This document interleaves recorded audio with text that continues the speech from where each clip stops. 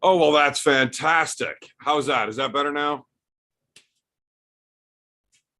Just wait till the feed catches up to me actually being live, but there should be sound now. Nothing? Huh. I shouldn't be muted now. Fuck.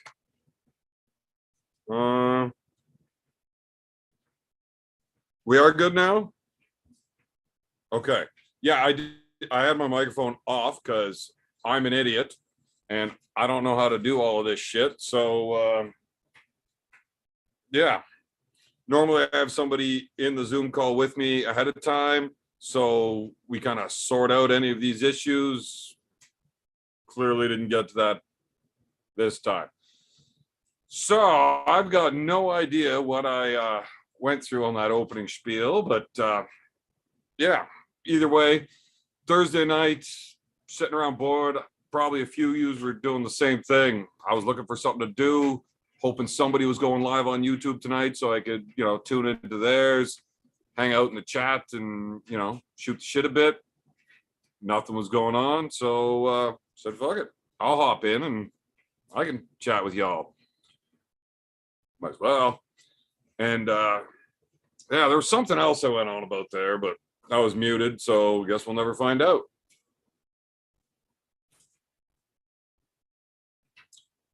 So first, yeah, thanks for tuning in. So tonight's going to be a lot more of a Q&A type, I guess, until I have guests come in. They're, what do you mean I'm not that big of an idiot? Oh, I'm not that big. Right, I lost a bunch of weight. Gotcha. Yeah, so we'll just do some questions and shit with the through the comments here. I'm not sober. I'm just not as drunk as I normally am. So once again, we're gonna go through. We'll do some questions and shit. I do have a couple of guests coming on tonight. Sorry, I didn't plan ahead, and I had my beer too far out of the way, and I couldn't just reach from my seat. So that'll be an issue. Might as well correct that right now. I got a couple of people that are going to be joining me here in a little bit. Jason Constantini from the Table Monkeys. If you guys don't follow their channel on YouTube, they do some great stuff. They put out a lot of like educational videos about different styles and techniques of arm wrestling, and the guys know what they're doing pretty good. So I'll get somebody to link that into the chat if we can once they get here, because I don't know how to do it. Yeah. So let's catch up with the chat. Anything I missed previously, sorry, bunch of scrolling up that I'm probably not gonna go through. Yeah, just claim Thursday night as my second live night of the week. Way too much. Okay. And Marcus hopping right in there and silencing everybody else. Who was that fella pulling Devin the other night? I'm assuming you're talking about last night where he wanted to arm wrestle me. But that's Devin just being a bully, right? He saw me doing that like 15 minutes straight left-handed king of the table on the weekend. And he just said, oh, Evan's all beat up right now. Now would be a good time to go pick on his left arm. He's such an asshole, that guy. Just bullies everybody. Yeah, I saw somebody else in the comments asking how Devin felt right now. Dude, that is ridiculous. I've never felt anything like that ever. Like, nothing's even close. Before that, the strongest I've ever felt from anybody on the table would have been Mike Gould's right arm at the 2017 Nationals in Halifax, where he kind of just let me get my shoulder in there, and he was just so fucking strong. I wasn't close. Like, he was so strong to the point where I didn't even know how much stronger he was than me. Just, it was that far. Anytime I've ever arm wrestled with Devin, you can usually tell how much stronger he is. Devin's never been this, like, massively overpoweringly strong person. He's just very controlling, and he just keeps you outside of your strength. Last night, left-handed, I mean, that hit that he went through that brought me straight to the pad first was ridiculous. Like, it felt like a fucking train, or felt like a tree falling on me, and I do know what that feels like, and it ain't fun. But whenever I took option B, how about we go slow instead of fast this time? And he just kind of let me get to where I wanted. And then he let me coil my body up and around it and take a run at it. And he normally would just run away from me and like absorb the hit. He didn't. He just let me fire straight into him and then just stopped it dead. Ridiculous. I never felt anything like that. Devin is definitely the strongest left-handed. Maybe not that he's ever been, but he's definitely the strongest he's ever been since I've started arm wrestling. I've been pulling with him for 10 years. He is definitely the best he's ever been since I've been pulling. All right, what else do we have here? Yeah, Tiny's going to be joining us. Congrats on pulling Devin's left hand back a quarter inch. We had other rounds, so that was round 1. We did a 3 out of 5. But after how badly he whooped my ass in round 1, I decided we're going to wait and just let him start arm wrestling with all the boys, and I'll come back and do round 2 in a little bit. So I went and sat down, had a couple more beer, came back for round 2, and he felt human again after an hour straight on the table. Still whooped my ass. He was still playing with me, but at least I could feel him having to fight me now. And then round 3 we did right at the very end of practice. Again, it went a little better for me than even the second one did. And I had him over on my side, and he even got my shoulder behind and started trying to press that down to finish it. And he just still held me fully extended, just way too much. It's ridiculous. It really is. I didn't get to pull with his right hand at all because I got to pull Yannick on Saturday, so like 2 days. So I didn't use my right arm last night at all, waiting for Saturday for that. But his right arm apparently is considerably better than his left. When they come out at the beginning of the night, because Devin's training his right and not his left is the fresher one, so it feels the best. But by the end of the night, 2.5 hours in, and he doesn't leave the table except for to get a drink of water, his right is still as fresh as he was at the beginning, whereas left, you can tell, has gotten tired a bit. That's what I'm hearing from all the guys that was pulling with him last night. All right. Hey, Gary, what's going on, buddy? He was doing a chance. I don't know what that is. Carolyn Looms with the super chat. Do we actually need to send anyone to Bowen or not? Bowen's been working on trying to get a match going. He did reach out to me. 3 weeks is not enough notice for me to get all of my ducks in a row to get to Brisbane. And I got some personal shit that's going to be going on here that I just couldn't be gone out of country in that time frame. So it just doesn't work out for me. But he has been reaching out to like anybody, everybody. I think he's going to be having a match in that time frame, so that'll be fun. And hopefully it's somebody we know. Do you think it was the water you drank that day that slowed you down? Well, I mean, Bud Light is water, right? Same thing. It's like having sex in a canoe. That's fucking near water. Tactical precision. Do you think he's making good progress for June? We are 3 months out or whatever. I don't know. I'm not very good at math, but it's like March, I think. June is like April, May, June. Yeah, so like 3 months out from the Levon match. 3 months out from the Michael match, and Devin wasn't anything like this. Like, he has got such a much higher starting point for this build. I was always the one saying that, yeah, Devin's my buddy. I hope he does win. I don't think he's got a chance, but he might be able to break that 6-0 streak.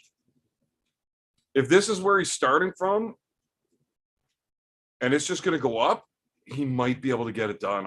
I don't know. We'll see as it gets closer. Yeah, and I lost where I was in the chats. Express likes and stuff. Yeah, I had a tree fall on me in the middle of a parking lot. It was ridiculous. Sean Brophy, what's up, my man? Have a beer on me after that wrecking ball last night. You know what? I might have a few on you after a massive super chat like that. Thank you very much. I'm going to need it to...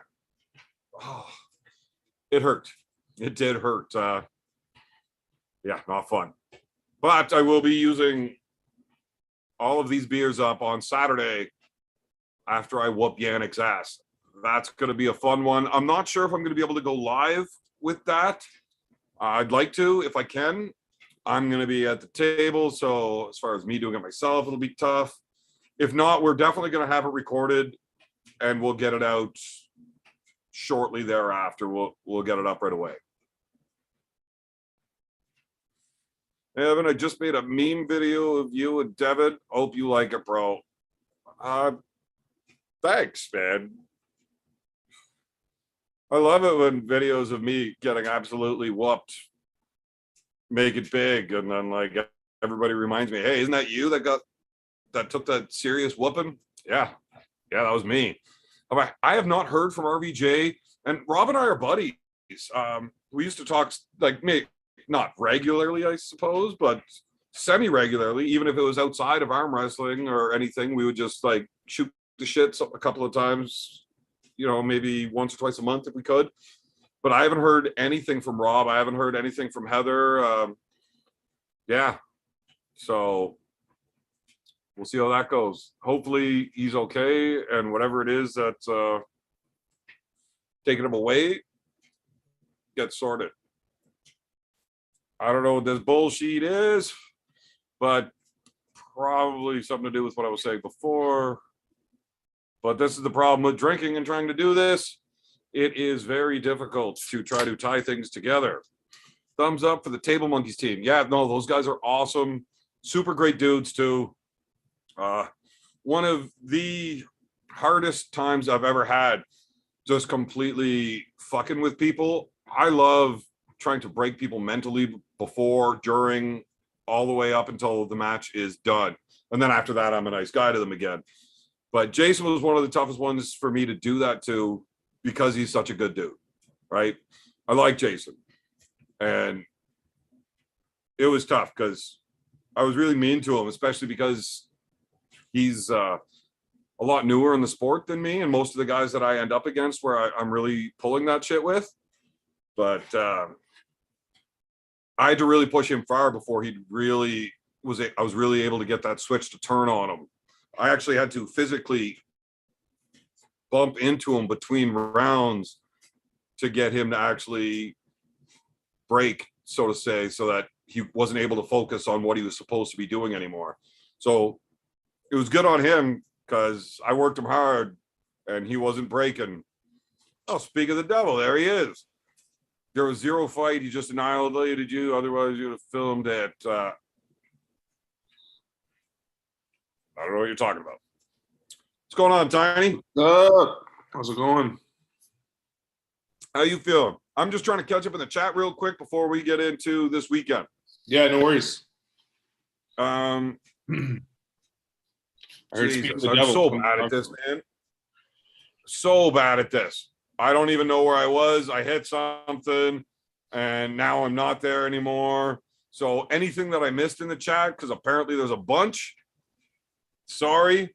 We will keep chatting. We'll try to keep up as best we can as we go along.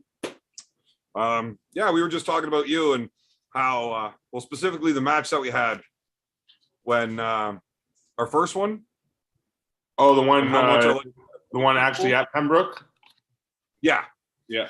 Specifically about how I like to try to fuck with people until they're no longer able to concentrate on the task at hand.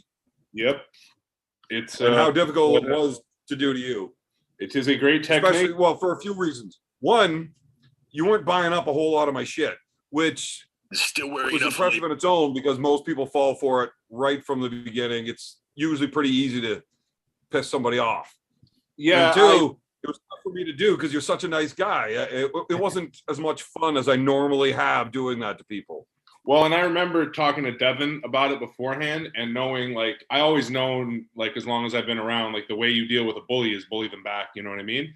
And I remember asking Devin about it and him just making a point that, like, you just got to Evan sort of, you know what I mean? And I kind of came into it with that mentality. And like, I remember you saying afterwards, like, I kind of got you when I said, like, oh, I love how you had to wait to pick on me, like, right after a surgery and blah, blah, blah. And it was like, the one thing that actually got in your head a little bit, but I didn't keep going down that path. And then, so I was trying to play along with it, which was maybe why it seemed a little difficult at first, but yeah, you definitely cracked me. Well, the point that it got difficult for me to keep at you was when you're like, if you're that strong and you're that good, like, why are you even pulling a match against me? I'm like, fuck, yeah. I'm just being a bully. Fuck's sakes. Yeah. Yeah, exactly. That was sort of a bit of a plan, and it kind of worked. But once you did for a minute, and then I'm like, fuck this guy. He's doing this on purpose. I'm not letting him off the hook that easy. Yeah. So then I had to go extra hard, and I had to actually, like, give you a little shove there to really get you going. Yeah, and that was definitely what threw me off. And just being in the basement there with all your guys around, and I'm still new to the sport, so I don't know if fights break out at these things or not. You know what I mean? And I just had a moment. I'm not going to push a guy your size unless all my buddies are right there to protect me. So that's part of it, right? So I kind of felt all that, and yeah, that's when you definitely got in my head at that point. So, but tell you the honest to God truth, had you just reached out and punched me in the mouth whenever I gave you that little shoulder shove there, every one of my brothers and buddies that was standing right there would have laughed their fucking heads off. Yeah, no, I realize that now, and it wouldn't get to that point, I don't think, now, because we know each other. Well, right. I give you that shoulder shove now, you're going to be like, you fucking idiot. Stop it. Exactly, yeah. But it worked beautifully at the time. And it is a good tactic, and it's hard to deal with if you haven't dealt with it, if you don't know. Even if you do, like, a lot of guys, like, if you want to get into this weekend, like you with Yannick, like, you're barely going to have to play that game, but as much as you want to, it'll still work, you know? You'll still find a way to work. I wouldn't go with that physical route with Yannick. It's just not going to be not what you need to be. No, you do it differently with everybody, but you just know how to get in everybody's head. That's the point. It doesn't have to be the same way. I haven't seen you do that physical thing with anybody else. You know? So. Yeah, it's a gift. I just figure out how to piss people off real quick. I used to be able to do that in football, not all the time, but, like, when I figured somebody out, I would just fucking play on it hard. And it was, I was, you know, I could piss people off for sure. And being a chef too, like, you learn how to talk to people, but it's different talking shit at the table, because you have to, especially coming into it, like, unless you really, like, have you seen that Michael Jordan documentary on Netflix? And he's talking about how it's easy to talk shit when you're ahead. It's hard to talk shit when you're behind, and or when it's even score. You know what I mean? That's when it's really like, can you talk shit or not? And I don't know that I'm good enough yet at arm wrestling to talk shit before I'm ahead. Oh, I can talk shit when I'm losing. Yeah, you can, exactly. Because A, you're good enough at talking shit, and B, you're good enough at arm wrestling that you have a chance to turn it around. So it's also not the first ass kicking I've ever taken in my life. It ain't that big of a deal. Yeah, that's definitely part I try to win. I put out my best effort every time, but there's a winner and a loser in every match, and you don't get to be the right one every time. So, you learn a lot more from losing, and if you're not at chance of or at risk of losing, then you're not pushing at all. So, not interesting. I like to take credit for coining the phrase, and I've heard it an awful lot since I said it, but I never heard it before I said it. Now, I'm sure it's been said before, but I never lose. I either win or I learn. That's it. Yeah, that's the right mentality for sure. I don't know if you saw the super chats, but I'm just looking at them. Somebody asked me if I'd pulled Derek Smith at King of the Table. Yeah, I was just about to read that one. Oh, okay. Yeah, that's Carolyn Looms. Definitely out of my league at this point. Maybe one day, but not a King of the Table coming up anytime soon. I wouldn't turn that match down if it were to get offered to you. I might let the promoter know that that's a one-sided ass kicking that's about to happen if they put it on. I definitely wouldn't turn it down, but I'd much rather pull his friend Brandon Allen first. Yeah, like Derek's ranking in North America is like the same as yours in Ontario. Yeah, no, I'm not. I have no reason to think that I'm anywhere near that yet. But that's definitely Derek is the climb. He's also been pulling for what 12 years now, right, or something like that, like or 10 years. I think longer actually. Well, exactly. So maybe 12, but I think longer. Like, got the but stats. he wasn't real serious for many years, right? Oh, really? Like he was still a beginner when I got in, even though he'd been arm wrestling for years. Oh, okay. You know, he was dabbling kind of thing, I guess. Yeah, I know he was kind of and then strongman, I think, or I thought maybe I heard that maybe he wasn't, but maybe it's only been professional gaming. Oh, gaming? That's what he did? Yeah, he played Halo. Oh shit, that's hilarious. Yeah. That's funny. Yes, that is Jason, the Tiny from Canada's Table Monkeys. That is exactly who that is. That is the Top Troll King asking. So clearly he knows exactly who that is. And I believe that is a play on me introducing Alan from Canada's Wipeout all the time. That is definitely what that is. So yes, anybody that doesn't know who this is Jason. That is Tiny from Canada's Table Monkeys. Yeah. So, this weekend. It's looking like it's going to be coming up. It's going to be a lot of fun. Yeah. You guys got a bunch of guys going or what? Yeah, we have a bunch of guys going, and it looks like it should be relatively busy, I think. So I don't know who's going to be there. How many guys you got going? Us? Like, I don't know if it's 20, but more than 10 for sure. Oh, shit. Yeah. That's a big group. A big group. Yeah, we have a pretty big group, and when there's tournaments, everybody's relatively new too, so everybody's eager to pull in with real refs and actual tournament setups and stuff. So should be pretty good. So this is going to be like the first like open tournament that you guys have been to? No, well, there was like an open tournament at that Barrie event when I pulled Dustin that you guys held. Yeah, that was a small turnout. So this is looking like the biggest open one so far, because I mean Tweed was pretty good. Tweed was a regular like style tournament. Yeah, so I didn't get to make that one, but yeah, it was pretty good. So Tweed was probably the last one that was like that level. I mean, they threw a PAL one not long ago, but it wasn't the one that Alex was at. Yeah, we got to go to that one, a couple of us. So I was there. Were you at that one? And it was fun. Which one? With Alex Gregetchen? Oh, no. Oh, yeah. Not that one. Yeah, I didn't get there. Stacy Morgan, and with the super chat, hammer that like button and share this stream out. Thank you, Stacy. Appreciate everything you do. Anybody that doesn't know Stacy, the dude just loves YouTube and YouTubers, and he's all over everything. Nice. Thank you, Stacy. So, Thomas Mills wants to know how much you weigh in pounds. Me? I'm like 300 in the morning, pretty much 303. I don't really go under 300. So like, have you seen a sub 3 anytime lately? Yeah, like I did a little while ago. Not much. Not like 298. You know what I mean? Like not anything lower than that. But 298 is actually the biggest number I've ever seen on a scale. Yeah, I haven't. I did spend 4 months where I refused to step on one though for a reason. Yeah. And at the peak of that time for me, I had to use 2 scales, and the heaviest I've ever seen was like 375. Oh shit! Yeah, that's big. That's big. And how tall are you? 6'1". 6'1". Yeah. 375 at 6'1". Yeah. Jeez. And not in the gym 375. Just getting all fat and lumpy, fat and sassy. That's it. Yeah. Yeah, so that's quite a bit bigger than me. No BS. How did Devin feel? Red Rocket Pig. Yeah. I covered this already in detail, but damn, man, that is ridiculous. Yeah, it's getting crazy. I haven't felt him recently either, like since he's, started to ramp it up a little and everything. But I saw him right before he went to Lex Friedman was the last time that I pulled him. Yeah, that was nothing.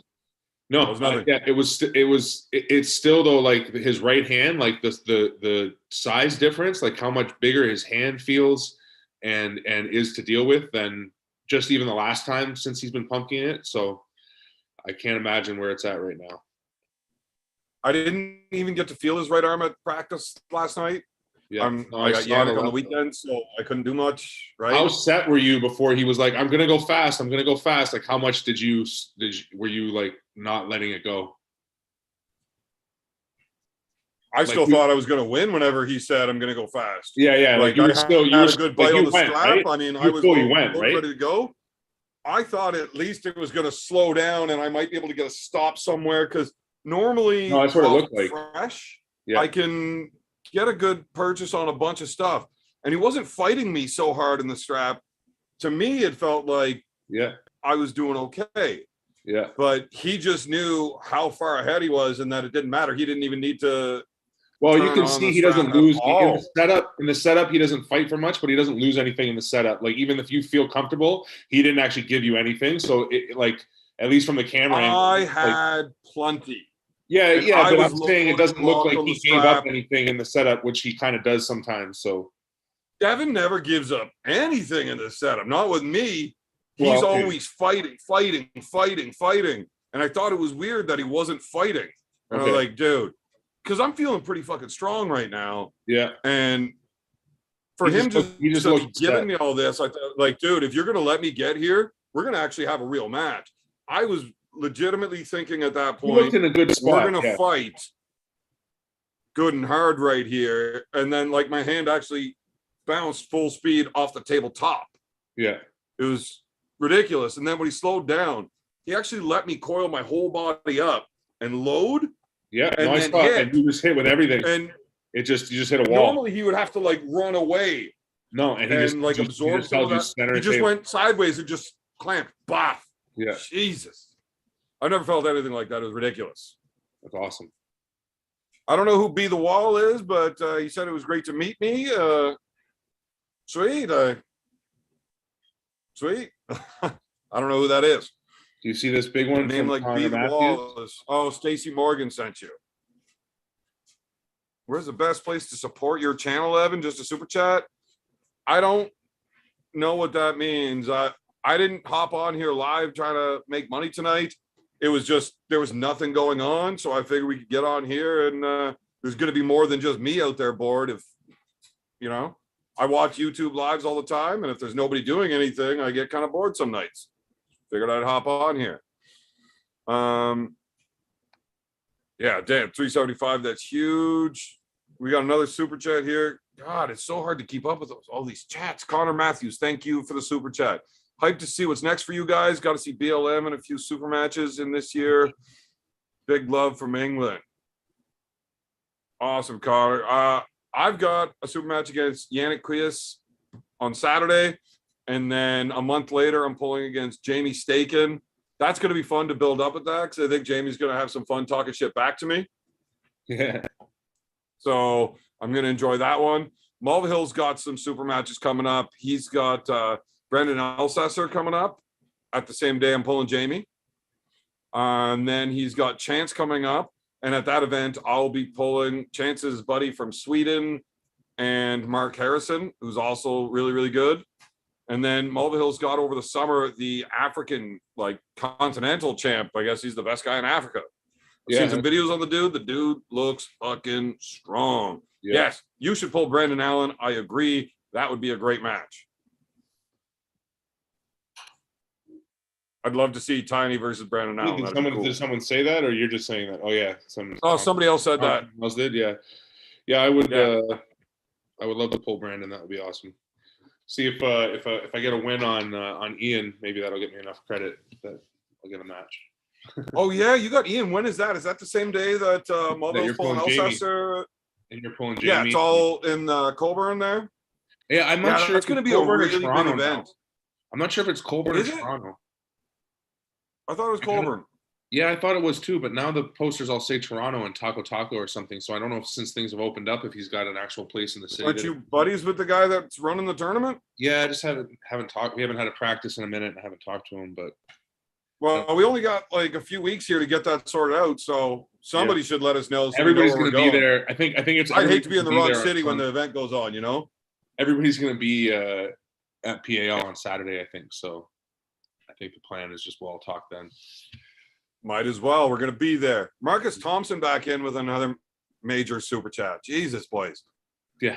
Well, look, I don't want to tell you guys not to super chat in. I really do appreciate it, but I don't want to be out here like bleeding you fuckers dry. Like, I appreciate it. I really do. But goddamn, boys. I think him and Sean Brophy like compete over to see who can do the most super chatting in a night. Yeah. But thank you anyways. Breaking news from the Australian Customs have just ransacked Ryan Bowen's house. It has been alleged there are 1,000 foreign pullers in his garage with tourist visas. Well, maybe that's how he's gauging all of these massive gains he's getting. He just like steals arm wrestlers. Yeah. If I was keeping 1,000 people tied up in my garage, they're probably not going to be arm wrestlers, but whatever. Yeah. Yeah, that sucks that his every match he tries to set up just keeps falling through, eh? Oh, man. Having matches not come through, nobody feels that pain as much as I do, man. Oh, it's brutal. Like, yeah. And I know what Ryan's going through right now. Yeah, because you put in that much work and time and effort. Yeah. It is. Yeah, and it's not, what? It's just going to go to waste? Yeah, it's you not can't bullshit peak your body like that. So if you don't get that a match in that proper window, yeah, you got to start all over, and it's another 3 months. So now you're like 6 months before you get to pull, and it's horse shit. Like the schoolboy thing, that sucked. So me and Corey Bresnan was supposed to happen here, like next weekend. Yeah, but I don't find out like for sure that it's supposed to happen until we're like 3 weeks out, and all of a sudden the flights go from like $300 to like $1,600. I'm like, well, that kind of changes everything for me, I can't do that now. And then so I lost that match. I lost the schoolboy match, and I do know what this is like. So when Brian DeZarmo, you remember when I pulled Brian at Magda's place? Yeah.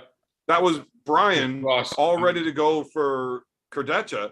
Yeah. And then he needs a match. And I'm like, wow, I ain't ready, but I'd hate to see somebody put that much effort out and then not get to pull. Yeah. Yeah, I hear you. So, yeah. Well, what else have we got going on in the chat here? Unless you had anything you had going on. But yes, Uncle John's mustache in here. The OVHH is taking over. We've got some new guys that are coming on so strong. And then some of our old vets are kind of getting right back into the swing of things again now that everything's starting to really loosen up. Who do you have? You guys are going to hate seeing us showing up at tournaments again. I'll tell you that. No, it's awesome. Like you said, the best way to learn is to lose.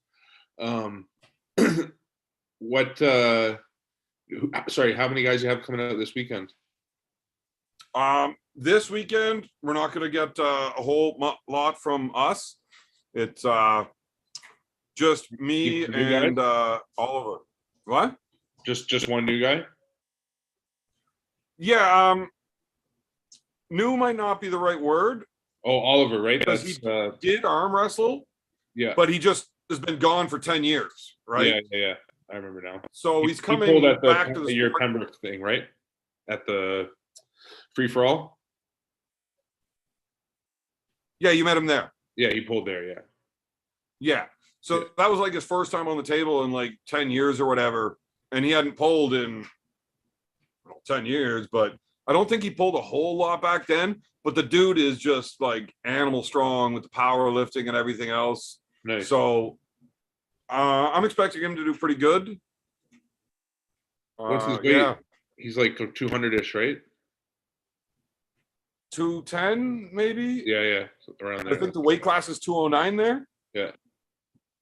So we'll make sure that if we got to put him in the bathtub or something for an hour or something, make sure he gets weight, but he should be good. Yeah. Uncle John Stash is where the power is. Uncle John keeps a lot of his power in his stash. He lost a lot of weight when he shaved his beard, but kept the mustache. So I guess that's really where the strength is. And White Wolf in with another super chat. $10 for a half gallon of gas. Pretty much. I could use a half gallon of gas. That'll help me get down to the event on the weekend. Not my vehicle. I drive a 6-liter truck. It ain't gonna get me far, but it'll get me somewhere. What else we got? Evan, let's hear a play-by-play of how you're going to pull Yannick. I can do that, but we'll get some more tiny talk going first, and then I will definitely give you the play-by-play. Evan said, you missed the point. Ryan said, oh, Bojidar had his tour. Yes, he did have his visa denied, but that's why he needs to get a match against like anybody. Yeah. Oh, Corey Breslin here. Buddy, I would love to pull you. You can drive here. I will pull you anytime you want. I'm just not paying that kind of money to go all the way to Florida to whoop an ass that easy. Although I really did like the idea of pulling you because you like with the hair and everything, you kind of look like Brock Lesnar, just bigger right now. And I could definitely have a lot of fun with that. But yeah, that's way too expensive on a match that's really I don't have to take seriously. Yeah. Oh, what else? Was I missing stuff in here? I probably missed a whole fuckload. Somebody asked who's top 5 in Ontario. That would be relatively top 5 in Ontario, right or left? I don't know. They just said top 5. So what do you want to talk about? I mean, Devin's number 1, obviously. So.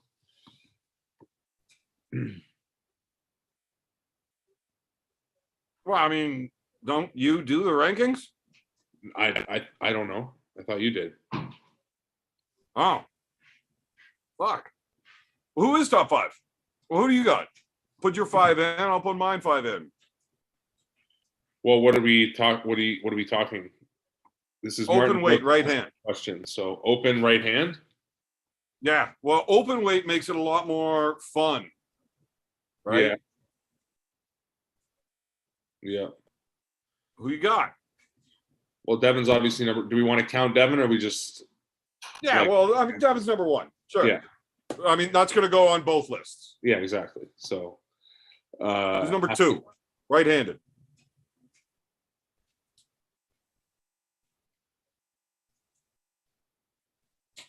Who would you put? I don't know. I mean, I think it's Rick, but well, in all of Ontario. You think Rick beats me? I don't know. I know that you can beat him. I don't know if you can beat Rick right now. I've beaten him the last 8 fucking times in a row, so yeah, I definitely fucking can. Yep. You've heard that he said publicly that he will never pull against me because he can't beat me, right? No, I know he doesn't like pulling you. This is very true. Right. Just because he doesn't actually get a chance to show how strong he is because I'm too good. Yeah. It's not that he can't handle the strength. I'm not stronger than Rick. I'm just too good at what I do that he can't pull. No, yeah, he doesn't like. Yeah, you're able to more or less drop him into a hook, and then he's not very happy there. But you pick Rick for number 2. Well, I don't know. I mean, if it's like I agree that you have the card against Rick, but Rick has crushed. Well, not crushed. I mean, the last time they pulled it was a little bit closer, Pork Chop and Rick, but Rick's been pretty much right. So you think Pork Chop beats me? I think. Well, yeah, I think right-handed Pork Chop beats you. You don't think so? Fresh for fresh. The Pork Chop that pulled Ian. You think you can beat that Pork Chop? Well, the Pork Chop that pulled Ian isn't losing to Rick either. Yeah, that's possible. I just think that, but again, that level is just so crazy. It's styles. It's the way that it's not achievable to stay there for him indefinitely, right? That's like a special. If that dude shows up, I think he's 3rd in Ontario. But yeah. So who's 2nd? Mulvihill is still 2nd. Yeah, I can see that. I would like to see Mulvihill and Rick. I would like to see Mulvihill and Rick. Rick wasn't doing Sorry? So Rick isn't doing to Pork Chop what Mulvihill does? No. And I'll tell you this, and when I was fully rested, like ready for schoolboy, and Mulvihill is still training, we were close. We were close. That is an unrested Mulvihill with a rested prime trained up me, and it was close. Meaning that you had the edge because you were rested, but he was right there, or he still had you? Yeah. It was me, but not by enough that I'm happy about the results. And even though Mulvihill and I have never pulled, if we were to have a super match where we had time to prepare, I might get that first one just on horsepower and knowing exactly where to go. But the only way I win the match is if I intentionally hurt him. Yeah. And by intentionally hurt him, I mean like Tanya Harding. Yeah. In between rounds. Like, I've got no problem saying that Mulvihill will beat me. I am quite sure of it, even though we've never proven this theory. I know he doesn't gain a whole lot by resting because he's so young. Like, practice to practice, he's a lot closer than like I am. I need that rest to get ready. Yeah. And being young and in such good shape, he doesn't need that kind of rest. Yeah. But he's obviously going to gain something in that time period, right? So if he would have gained any much more, it still would have been close just on the other side. I'm quite sure Mulvihill's ahead of me and Rick's not beating me. Yeah. And Mulvihill knows every dirty little trick I do. Yeah. Right? He knows how to pull Rick just because I know how to pull Rick. So I would definitely have Devin, Brendan, and then, I mean, if you're taking that one version of Pork Chop that we've seen, him, but if it's any other version we've seen, me, and then Rick, and then, Yeah, I hear what you're saying. Okay, we got another super chat here because we're getting carried away on this. That was a long conversation about a quick top five. I figured it was a good question to get us talking. But there's Carolyn Lubes in here with the super chat. Evan, maybe do a decathlon versus Bowen where you get out there in the future. Please include curling and ping pong. I want to include boxing, wrestling, jiu-jitsu, judo. I've never done judo, but I'm pretty sure I'd fuck them up at it. We can do karate. I know it's made up, but if I get to kick him, I'm going to do it. I would love to do a decathlon with him. And ping pong, if you've ever played ping pong and ding dang, you're not going to be too keen on doing that again. I'll play beer pong though. What was that one too? Oh, I missed something. I know I did. I'm pretty sure I missed a super chat somewhere. And whoever did it, I really do apologize. There's just Carolyn Looms. Oh, Carolyn Looms again. There it is. Yeah. Evan, since you turned down Vegas, will you get out of Canada in 2022? Like Ev's W talks. Not entirely sure what that means. Yeah, I don't understand the end of it, but yeah, I don't know what like Ev's W talks feeds, but out of Canada in 2022, yes, I do have some stuff coming up late in the year that's going to require some international travel. But there was monkey wrenches thrown into that shit. I'm supposed to be pulling Bowen in like November, where I'm going to Australia. Apparently that's a nice place to go at that time of the year. All of the poisonous things that are trying to kill you aren't quite out yet. And it's already starting to get cold and snowy here. So it seems like a good time. But we'll see how that goes. But as of right now, that match is on. And Alan Ford just passed 1,000 subs. Did you get your channel link that in the chat there, Alan? That's why you have that little wrench, so you can do shit like that. Also, make sure you get the table monkeys in there. Yeah, I've seen a bunch of table monkeys. White Wolf is doing a bunch. Yeah, White Wolf's on that shit, man. Yeah, that's awesome. Thank you. Oh, what is this one? Well, if Alan got over 1,000, he should be able to get his channel like fully up and running on his own, and then he can fuck off and stay out of mine. Ah, very nice. That'll be awesome. That's great. So why don't you give us the play-by-play with Yannick then? That seems to be the next most interesting thing I've seen in the chat so far. All right, we can go with that. So here's the thing. Yannick gave me literally a week's notice. Yeah. Now, for a lot of people, that's not a big deal, right? Like, you got a week, whatever, fucking just do it, right? A lot of people are like, yeah, a week, fuck, sure, I'm in next weekend, let's go. You know how I am, and that's not an optimal scenario for me. So I'm definitely coming in here not at my best. Mm-hmm. I'm in a good spot to get that week's notice. Like, I'm not as beat down. How are you? How hard have you been training? Training. I'm strong, and I've really been like. No, how beat up are you? That's more the question. How beat up are you? Not that bad, because I've been avoiding my wrist an awful lot. So I've just been doing a lot of like inside stuff. I did hurt my hand right after getting ready for schoolboy, and it was like in a weird way teaching a new guy that's never been on a table before how to top roll, where I'm just like controlling it and easing it down, making sure he doesn't get hurt. Oh yeah, and something just flipped in my wrist, and it was so I had to like leave my hand alone for a good while now. So it feels great right now. Okay. So I'm not in a terrible spot to take a match on a week's notice, and it's Yannick, so I should be okay. As far as I see it going, Yannick's just like a really bad arm wrestler. Unless he's learned how to arm wrestle, like technically, I'm still gonna win. Yeah. I'm just gonna have to fight for it, I think. Yannick was on with me the other night, and he was like, so have you like learned how to arm wrestle or anything? I'm like, motherfucker, is Yannick talking shit to me about technical arm wrestling? Like, this is the funniest thing I've ever heard, and I've heard a lot of funny shit in my life. Yeah, he was saying maybe I think he's just trying to talk me out of getting my shoulder involved with the match because he knows that he can't get through it. So I'm probably going to throw that some bitch at him.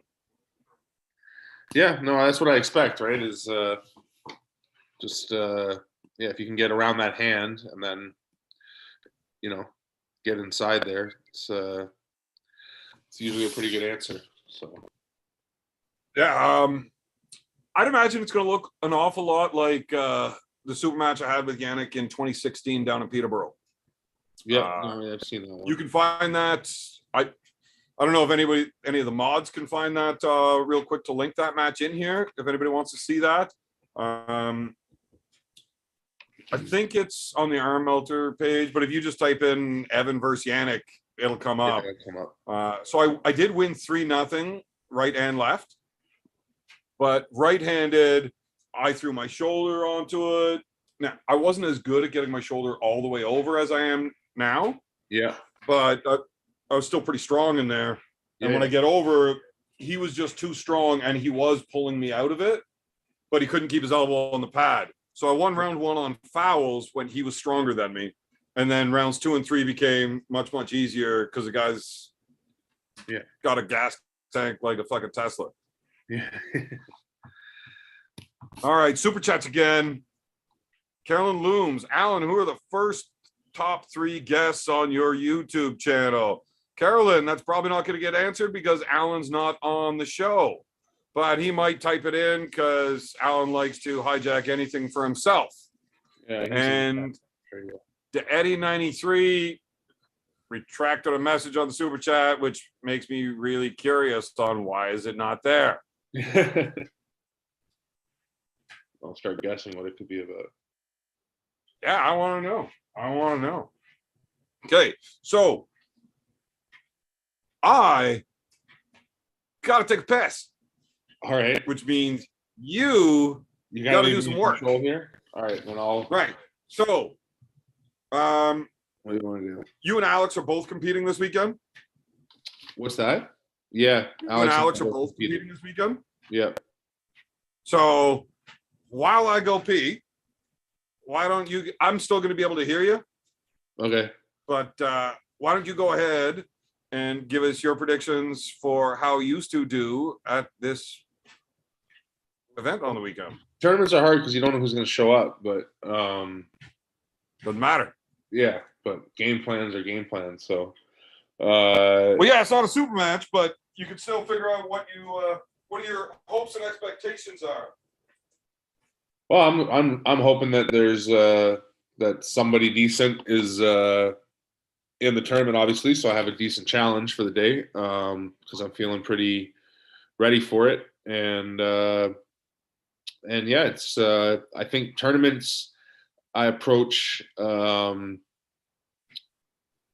like kind of each match the same way as far as like the way they start, and then try to be open to see where they're going to evolve to. But the point is usually to just post hard to the side and try to either get to the strap or drag them to the pad if they hang on, and then after that, once we're in the strap, kind of play it based on where they want to go. So if they want to post and be all about using their hand, then I want to try to turn it into a hook. And if they want to turn it into a hook, then I want to try to take their hand and roll it out. That's pretty much the goal and the game plan. I would love. So are you going to be trying to? Are you going to be trying to avoid the king's move or what? I don't want to use it unless I need to. Yeah, I feel like it's my best move, but I want to test and evolve the other parts of my game. So at the Pembroke turn, like at the free for all, that was pretty successful for me. Was I just kind of went in with that mentality, like if I felt like they were shorter lever, I was going to try to go over their arm, like, and then if they were a longer lever, I was going to try to get past the hand and go inside. And I basically did that until I got to Logan, and then once I got to Logan, it was like, okay, now I need to king's move. And then I tried to king's move Steve and wasn't able to, and then king's move Brian a little bit, and he eventually got the pin. But that was like 3 matches in a row, all king's move, and I didn't feel like I had the other parts of the game up to par to go there with those guys yet. So I feel like that's kind of a good strategy with it for the tournament, is work those other 2 parts while I can, and then if I get it up against somebody that I actually need to king's move against, then I will. But I'd love if I get a flop press off the go or a press off the go, that would be like a goal accomplished for the day. Wow. If I was you, like if there's like one guy that you're worried about and you run into him while you're still on the A side, I would still try to go with your king, or not kings, but top roll or hook. Yeah, and even if you lose, whatever. Yeah. And then keep going through the B side. And then when you get to that final type round, then you can drop into it when it's just the 2 of you left, because you're not worried about burning yourself out. I would willingly drop around A side and save yourself from having the king's move against the tough guy. Yep. If it's only one. Now, if you got a few of those guys, yeah, you're gonna I'm not too worried about the move burning out. It's more that I want to continue to actually practice the other ones in a real setting, because in practice, even with ready goes and stuff, it's still not the same as the way your mind's working in a real match. So even like every time, but try to convince yourself what's better for the future versus winning right now is never an easy thing for anybody with a competitive spirit. Yeah, no, for sure. That's so like if I'm not, I don't want to give up the like. I agree with you. I'll give up a round to test how well I've developed that part of my game, but I don't want to give up the tournament because of like I'm not going to go in and say I'm not going to king's move at all just because I want to work other parts of my game. But yeah, that's I've done that. Like I've showed up at events where I said I am not going to hook with my right arm at all this event. Yeah, it's only top roll, and I'm going to live or die by it. And then you end up taking like 5th place on an event that you could have won because you're just trying to get better with your top rolling. Yeah. Sometimes that experience is worth more than that trophy is. Yeah, 100%, yeah. To stick to a game plan like that, the only reason I was able to do it is because there was no booze for sale at the venue. Because then it goes out the window. Yeah, no, I'm pretty good at sticking to the game plan. Sometimes that's the problem, is being too good at sticking to the game plan where you're not able to adapt, because you still have to be able to adapt and feel out what's going on. So, with the absolutely and change and stuff. All right, we got another super chat in here. Carolyn Looms. Geez, she's all over this tonight, eh? Yeah. Can't wait for the match decathlon of 2022, the fall down.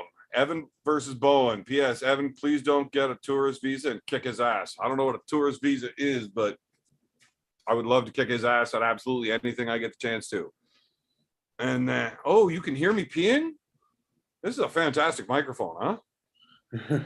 Evan making yellow snow. No, actually, because I'm in the basement and I don't have a bathroom down here, I just piss into a jug. And then I throw that out later. No. Evan P sitting down. That's actually not that far from the truth. Most of the time I just do sit down because it's easier. Because standing still is really tough when you are completely shittered. Now and forward. Great question, Carolyn. Probably Evan, Uncle John, and Ozzy. Those are the three that he wants on. But then Ryan, Devin, and Sylvester Stallone, because you'll get better views. You know what's funny? Alan, you know that I'm on live right now, right? So why are you texting me? Like, just join in. Texting me is so silly. How much I gotta sit here on my phone and like answer questions to you? Like, you can either type it into the chat or I've sent you the link. You can hop in the Zoom call. Like, what the fuck, man? But he's all pouty. I told him, good. And I'm glad Lewis got 1,000.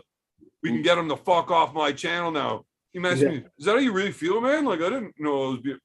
Jesus, Alan. Like he doesn't know you already? I say mean things to people all the time.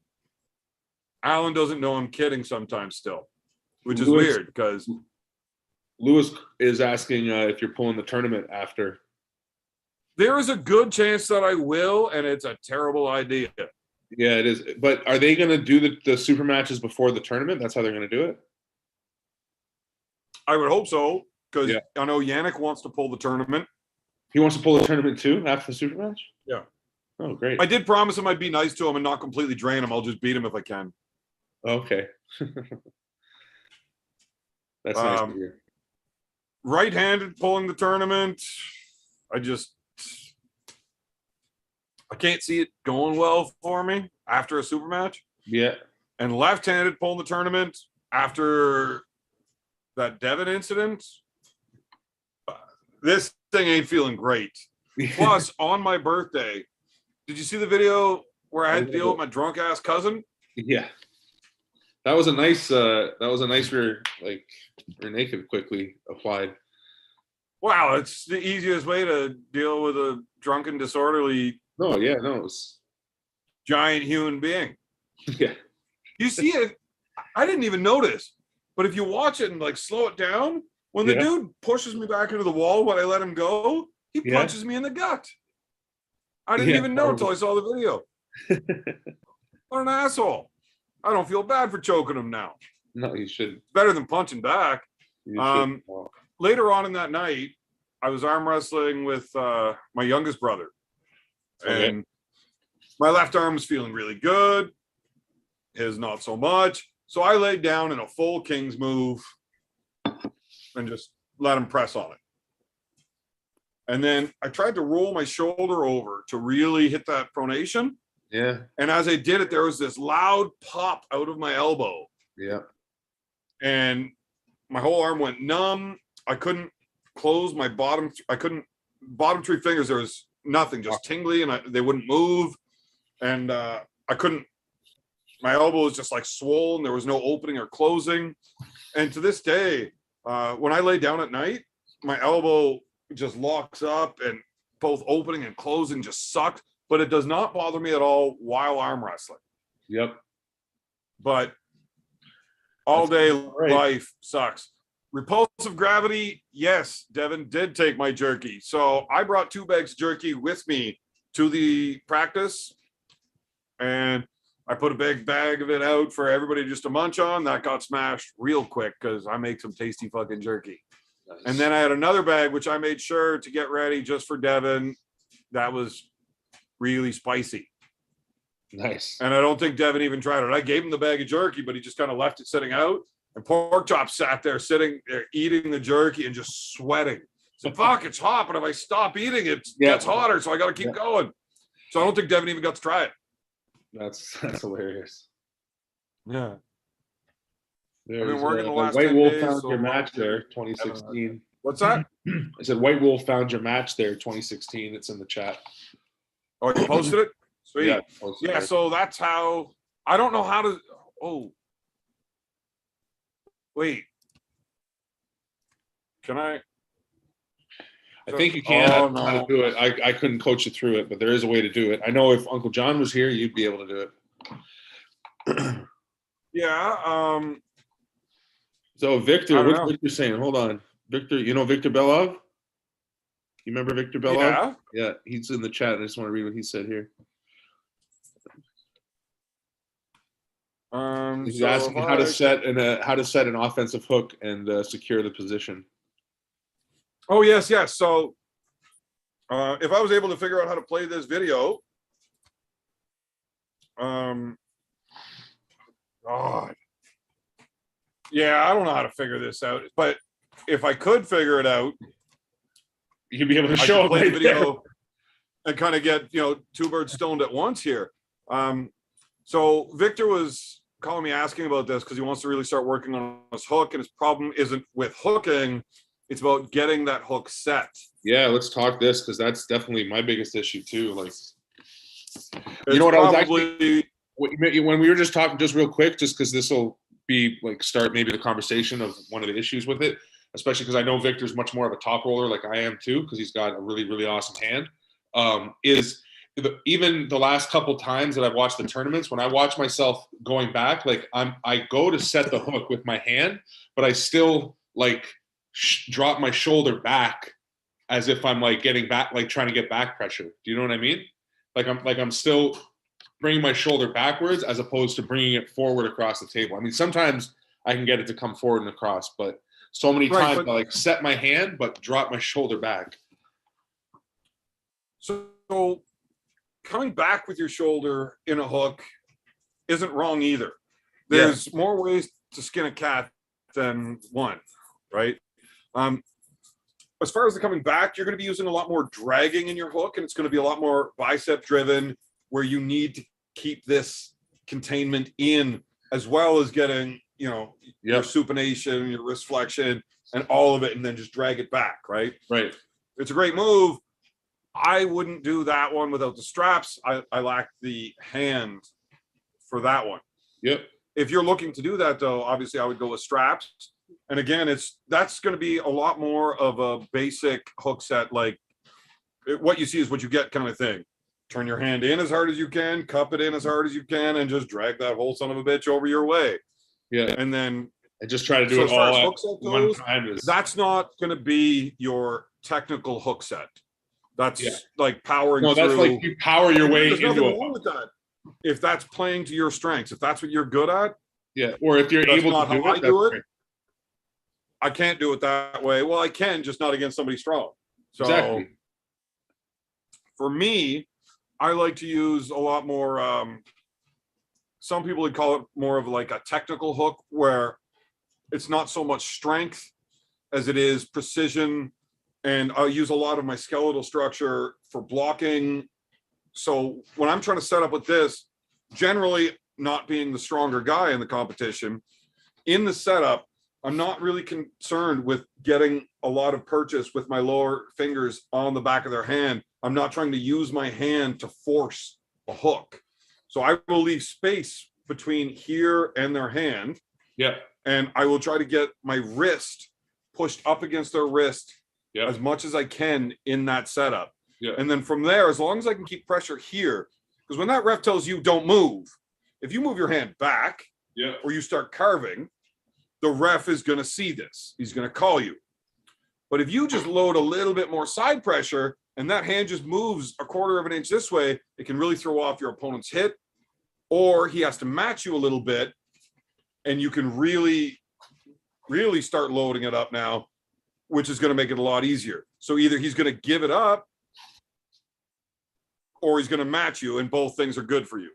From there, once you've got that wrist to wrist contact and pressure loaded, it's literally just driving your shoulder forward and allowing your hand to fall underneath theirs, and then pushing your wrist into their arm, thus taking their hand kind of out of the game completely. Because every time they try to roll their hand out, you just push your wrist up against theirs even further and just kind of keep it about wrist to wrist with your whole body against their bicep.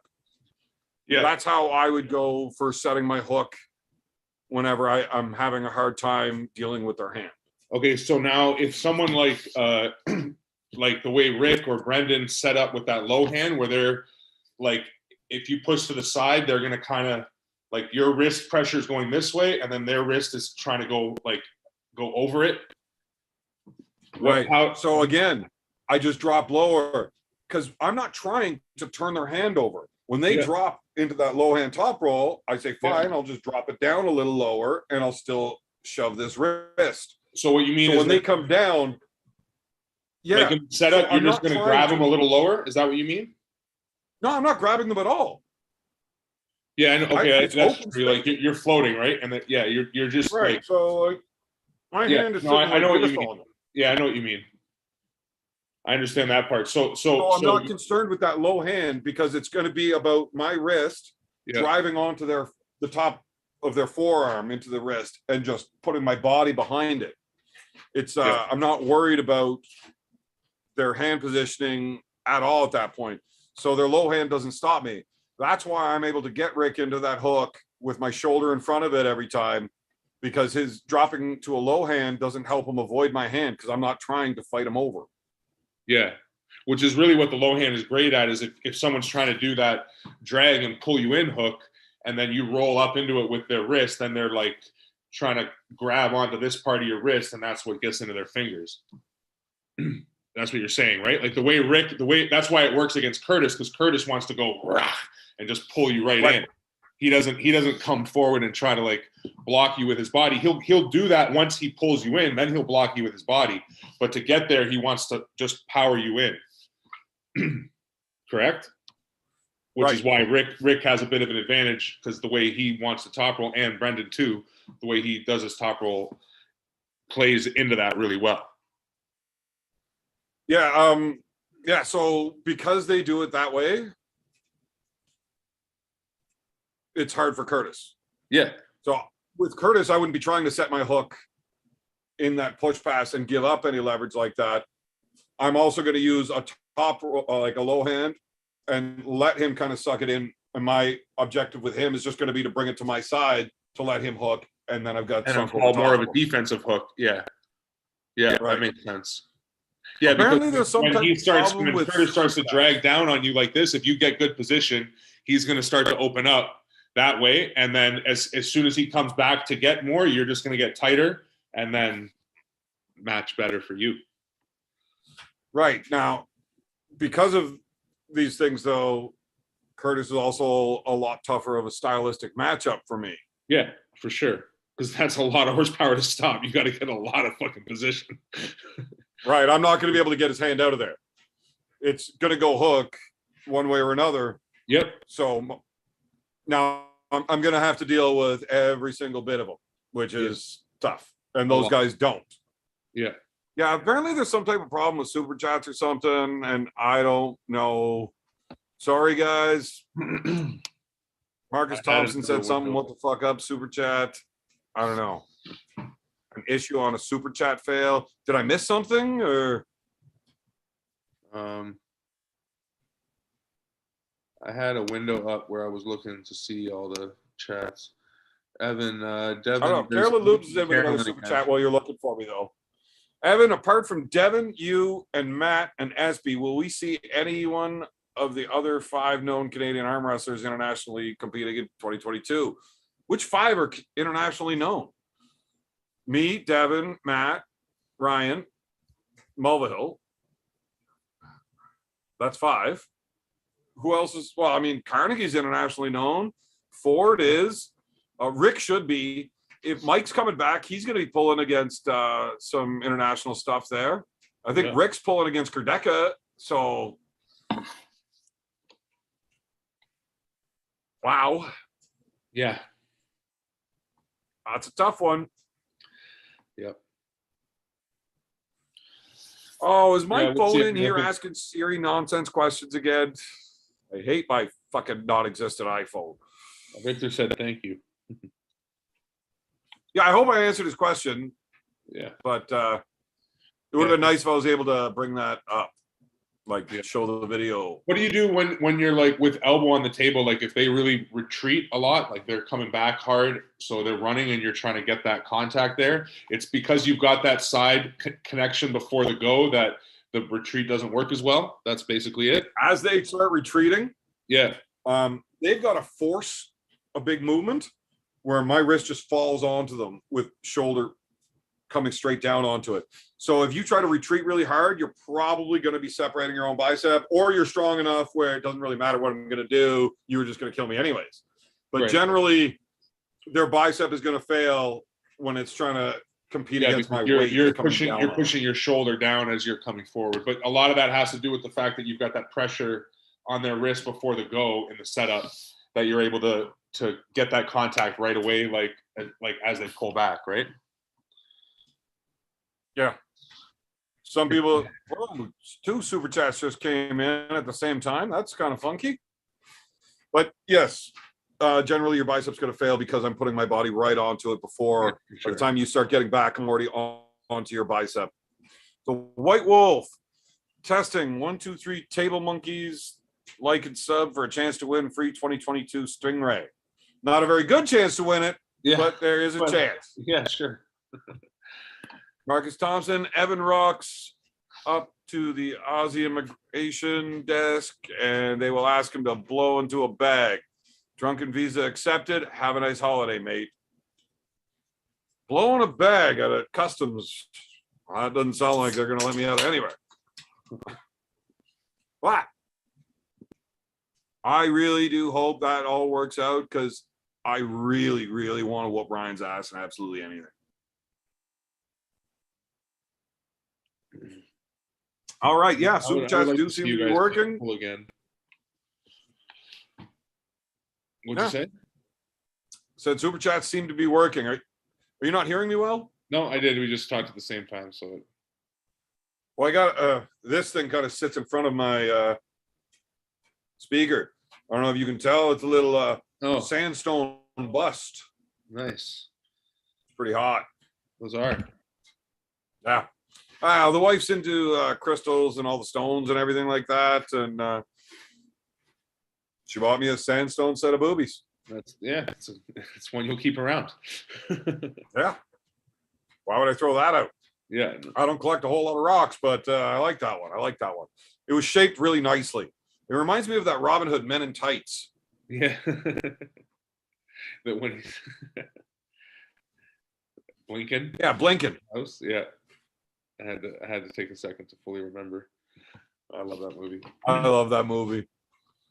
Hey, how long you been arm wrestling and how long does it take to win a national on average? Well, on average, you never win a national. On average. Only a select few ever get to do it. Yeah. There's been a lot of guys that have won it that are like good, but not great because any of the great arm wrestlers weren't there. Yeah, what do you think is going to happen this year? I have no idea. I have no idea who's going. Like, I might go take a run at getting myself one of those. I might. The weight classes are lining up so that I'm not actually showing up as a super. There's not a whole lot of dudes in my weight class I think are going to be able to handle me either arm, let alone somebody that can handle me both arms. Would Brendan go? Or if he might, but we would probably go different weight classes. Like he would go up and sort out down? Have one of us go up, one down.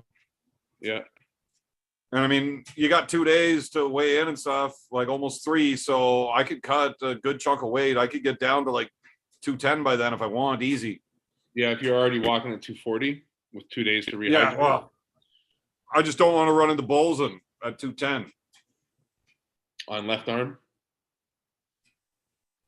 Yeah, I'm not saying I couldn't beat him at that weight. No, but if my weight cut didn't go very, very well, that's a bad dude. Yeah. If you're already suffering a little bit, like even at 240, I want to have every bit of me ready to go to deal with him. Yeah.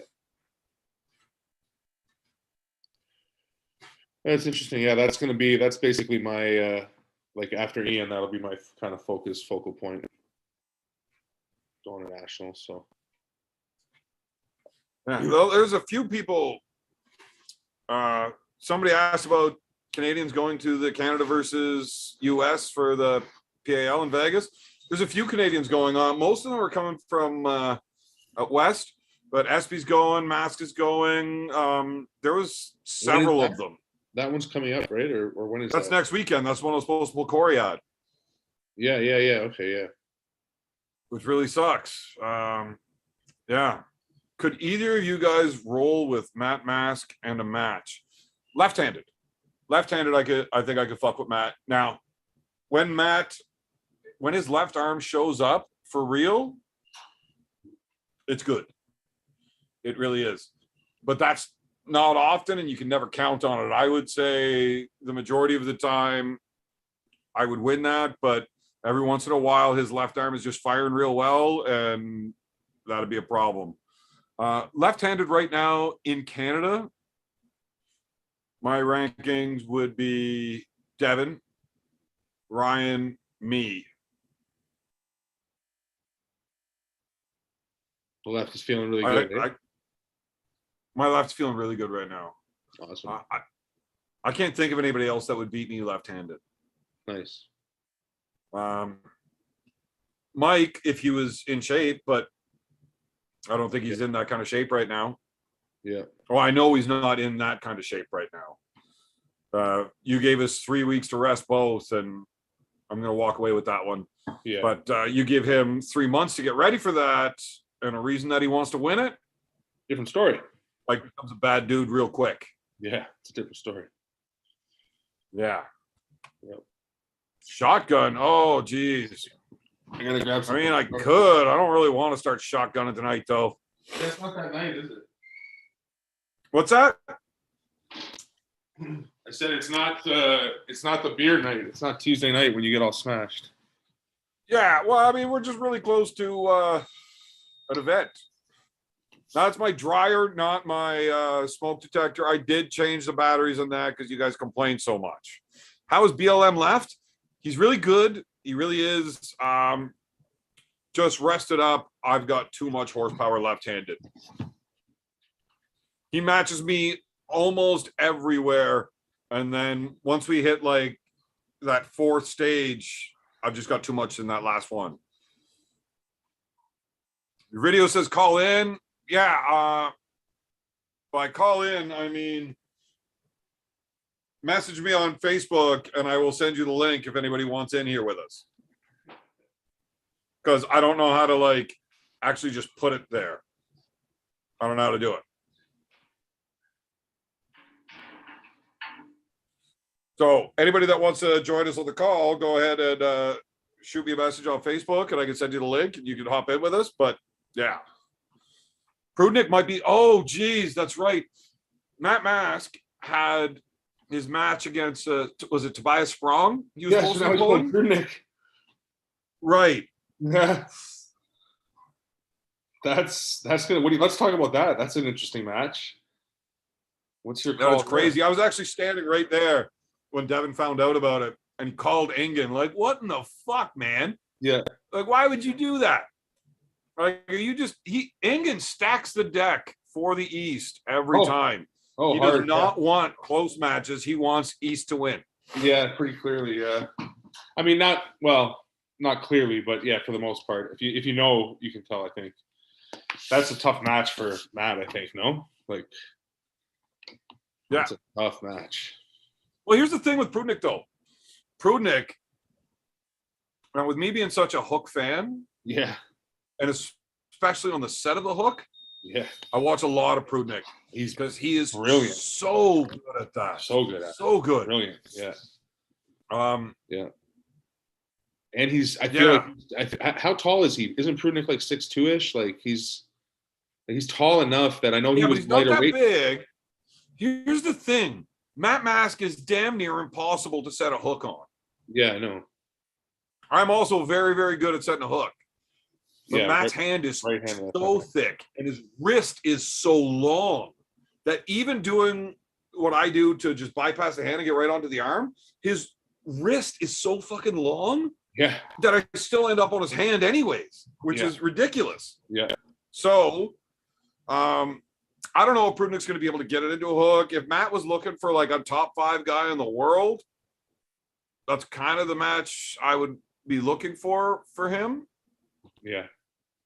But man, Prudnick's so goddamn good. Dirty. I don't know. I would pick Prudnick as the winner on that one, but yeah, I want Matt to win, obviously, but that's a tall order.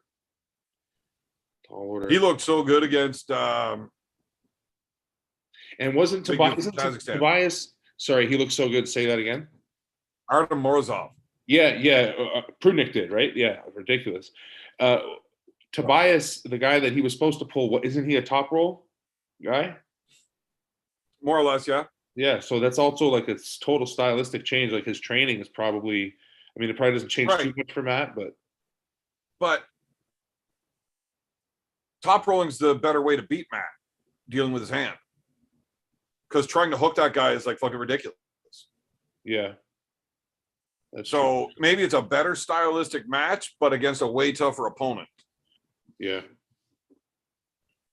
All right, Marcus Thompson in here again with another super chat. Tiny, enjoyed your videos of the table monkeys. Do you think there is any potential elite pullers in the making coming out of your club?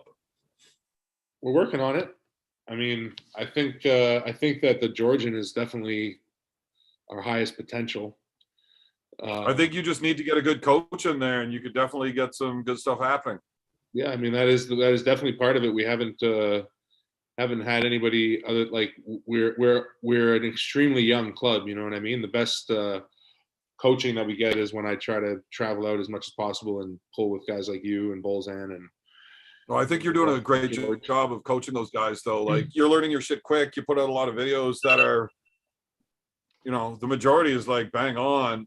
No, I appreciate that. There's a few things I always mean to make a recap video of your videos.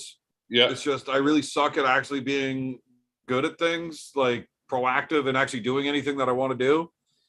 Because anytime I do see something in your video that I either really like or I disagree with, I think about making a video about your video and then I just never do. But the majority of the stuff I'm like, well, I'm always open ears, so feel free to always shoot me a message, because basically everything that we put out is just stuff that we're absorbing from the community. And then because Alex and I both have trained people and like understand that kind of sports like sports training and strength and conditioning and everything from that side of it, being able to kind of translate the arm wrestling techniques and then re-explain them, because when you explain something to somebody else, you learn it better yourself, so like we talk about it, explain it to each other like the way we understand it, and then that's why we're able to kind of come up with something that we can put out that actually makes sense to a lot of people, because it's not just one of our ideas, it's like both of us shooting it off of each other. And then it's usually something we've talked about at a practice or two with guys and gone over it a few times, so by that point, we have a relatively good grasp on it. And I think that's part of why we're learning it so fast, is because we force ourselves to, like, the channel forces us to stay on top of that. You know what I mean? Yeah. As you start breaking things down to teach them, you get a much better grasp of things yourself. I've always found that to be true, like with every sport I've ever done. Yeah. When you start having to break down moves individually, piece by piece, it reminds you of how critical the basic steps are. Oh yeah, 100%. That's a really good way to put it. Yeah, exactly. That's why with anything, like even whether it's like being a chef, like you're constantly teaching people how to cook and fucking what to do and in the kitchen and everything. So that's a big part of it. Like one of the first things I learned, or one of the early things I remember learning that I always applied over and over again, was like, imagine you had to teach an alien how to make a peanut butter and jelly sandwich and they didn't know what bread or peanut butter or jelly or anything was. Like, how would you explain it to them? You couldn't just say like, take 2 pieces of bread and put peanut butter and jelly on them and put them together. Like there'd be 1,000 different ways that could come out. So right, you got to show that. About explaining things like that to somebody, it makes you got to explain what bread is and break it all down piece by piece. And practice doesn't make perfect. Perfect practice makes perfect. Yeah, exactly. Right. Yeah. If you're getting sloppy in practice, and I get hard on the guys that practice all the time whenever they start opening up and doing some sloppy movements. And like I stop them, like, one, you're pulling a dangerous way that you can start acquiring injuries rather quickly with if you keep pulling like that. And you don't want to practice getting strong out in these bad spots. You want to practice getting strong in the good spots, so that when you get to these matches for real at tournaments, your strong spot is that good spot, the safe spot. You don't want to get stuck in these shitty spots where you're going to hurt yourself because you just don't want to let go. Yep. So don't practice and train in these shitty spots. If you take somebody's hand over, yeah, keep working. That's good for you. Except it's bad for your partner, right? Now they're learning bad things. So once you've taken it, you don't need to keep working there. Let it go back in, loosen up, come back in, and start working where you're both in a good spot again. Exactly, yeah. That's so much the same as like good lifting technique is like if you train a bench press or a squat or a deadlift, any kind of movement, and you practice it imperfectly, well, eventually, like, maybe you can lift 3 plates and maybe you can get to 4 plates, but eventually you're going to get to a weight that is going to break your shit real bad because you're just in a shit, like you just said, you're strengthening a shitty position, and eventually that shitty position is going to reach a threshold that's just like, nope, don't do that. And in a tournament, that's that max effort because you're pushing past the something that you haven't pushed before. And right. So I'd rather you going about it the right way. So my guys, they get frustrated with me because I won't let them do, like, I stopped them an awful lot. I'll be like, hey, just don't do that. We're like, well, we're just arm wrestling, man. Like, you guys just arm wrestle all the time. Like, right, but we know what we're doing. Yeah. When you're still learning, practice it properly. We don't want you getting strong in these bad spots. Yeah. We had a good question here for you. Why does Tim Chase think I broke my arm? I've never broken my arm. Well, I have, but I was young and it was a guy swinging a bat at me and I decided the arm was better than the skull. That's a story for another time, though. Whoa. Jason, I got a question for you. You broke your arm, right? How did it feel before it happened? Sometimes I think I have pain in the bone where the biceps when arm wrestling. Does that mean I'm pulling wrong or what? I'm pretty sure you didn't break your arm. I didn't break my arm. I tore my bicep, but we had an arm break in the club like a couple months ago. So maybe you saw that video. Maybe that's the confusion there. But yeah, I have definitely heard people say that you feel a little like shock feeling before it goes. But also I've heard other people say that they don't like Dustin, when he broke his left arm, he said he thought he broke the other guy's arm.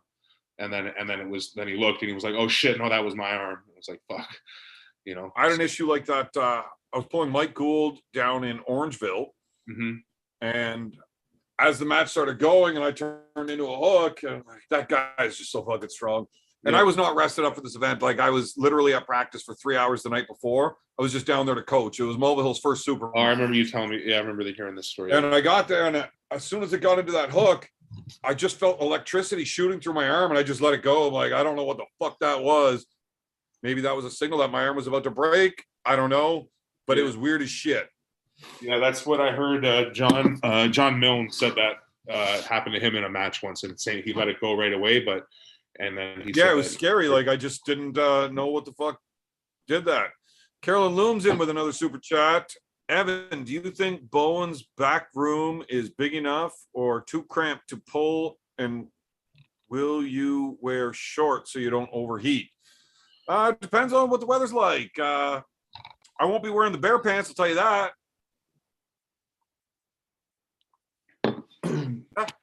Yeah. I will wear weather appropriate attire.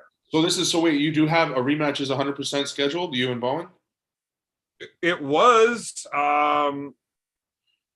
He had a Facebook issue where they like just shut down his Facebook. I don't know how much he was making on Facebook. Oh, right. But I'm pretty sure Facebook pays better than YouTube or other platforms per view. Yeah. And he had more followers on Facebook than he does on his YouTube. And when they just like demonetized his channel and said there's not a fucking chance that you're getting it back, that put some crimps in the plans. I don't know, but I believe that match is still going to be a go. When is that? When did you say that was supposed to be? November. You and him, yeah. Nice. Yeah. And somebody asked if the table's going to be bolted down. I think that's a dig at. That's a reference to me. Is that me or you? That's probably me at this point, but yeah, that was irritating. I definitely should have had that bolted down better. Yeah, you're lucky I didn't sue you. I know. Could have got dangerous. Somebody said, he was making $4,500 a month. Yeah, well, I mean, that's a good chunk of money, and I could see how that would help pay for the cost of doing that match. Oh yeah, for sure. Yeah, it's huge. Oh my God, it's so loud. Back to that, when I tore my bicep, I didn't. That one I didn't feel anything either. I just heard the ripping sound, and then like kind of instinctually was like, "Yeah, that's not good," and then like let it go. But even in the video, you can hear like the pop, and I didn't even feel that pop when it happened. Like I just felt like kind of tearing as I was pulling it in, and then I thought that I just kind of like came back up with it. So it's I didn't even weird because you're so in the moment. You know what I mean? I didn't feel it at all whenever I tore mine. You tore it like 3 days later. What's that? You tore it against Mike Gould? Yes. Yeah. Memory's a little foggy right now, but I believe it was the same day that I picked my right arm up and said, I don't want to do this. I think it was the same day, just left-handed, that it tore. Because it makes sense time-wise, but yeah, it was a few days later before I realized that it really hurts and I can't do anything with it. Yeah. That sucks. Yeah, Ryan spoke out about a bunch of things on Facebook that apparently you're not allowed to, and they just told him, I guess, you don't have your channel anymore. Yeah. Because well, them's the breaks, though. Like, I think anybody that is monetizing any type of social media is aware that the guys that pay you are not okay with you having certain opinions, and if you want to ever get paid again, you're not allowed to do certain things. And I think Brian was just pushing them anyways, and that's how it goes. Which sucks, because like you got to pick a fine line between having a job or having morals at some point. Yep. Crazy world we live in. Crazy world. I got no problems telling anybody my opinions on anything. I just choose which platforms I will do it on. Yeah. Good call. Yeah, I can't believe they get away with shit, but they can do whatever they want. You know, they're the ones that run it. Yeah, somebody said they tried to warn him, but it's not like he didn't know. He knew. Yeah. Now he doesn't know why his channel got booted, but it did. I gotta let my dog here for a second. I'll be right back. No worries. Somebody just asked Bobby Ray Paris, if you're new to arm wrestling, is training once a week enough, or should you do 3 times a week, or what? It really comes down to the intensity of training that you're going to do. So, and how much weight training you want to do. Pulling, if you're talking, I'm assuming, we're going to assume that when you say training, you mean arm wrestling, like actually on the table with other people. If you have good enough people to arm wrestle with 3 days a week, and you guys can control the intensity where you're not going like as hard as you can each time, that can be beneficial. But I think if it's like you and one other person, or you and 2 other people at most, like that might not be too beneficial, because you're going to get so used to the way that each other pull. So you want to try to pull with big groups, as many people as you can, or changing the groups up as often as possible, so that you can pull with as many different people as possible.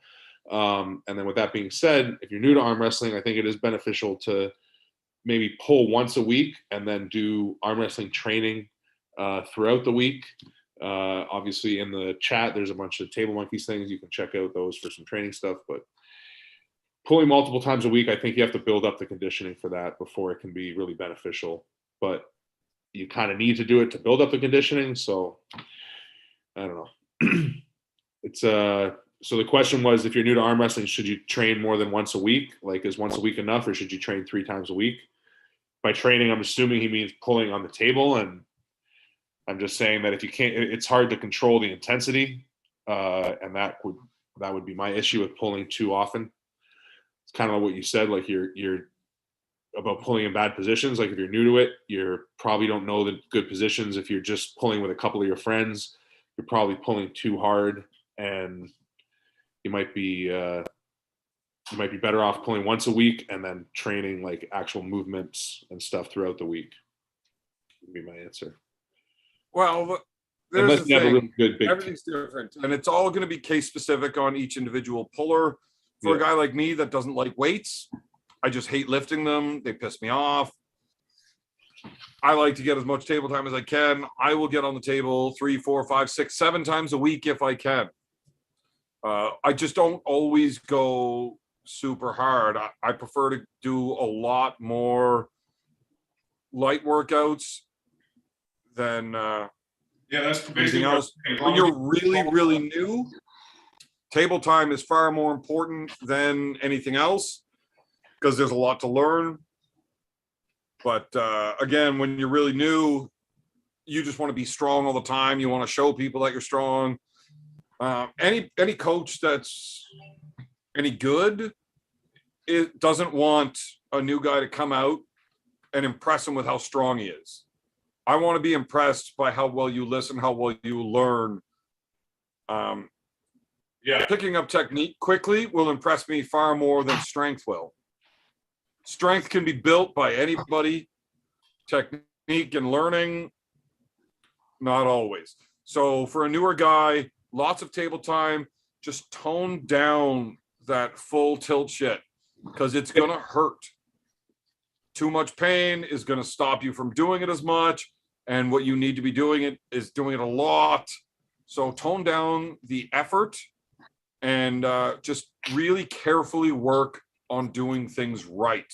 It's far more important than pinning somebody you've never pinned before at practice. We don't train to win at practice. We practice and train so we can win at events. That's when it's time to go full out. If you're trying to set your new max bench record at practice, don't expect it to be going real good on game day, right? It's just too much. Yeah, exactly. So tone down the intensity, learn to do it right.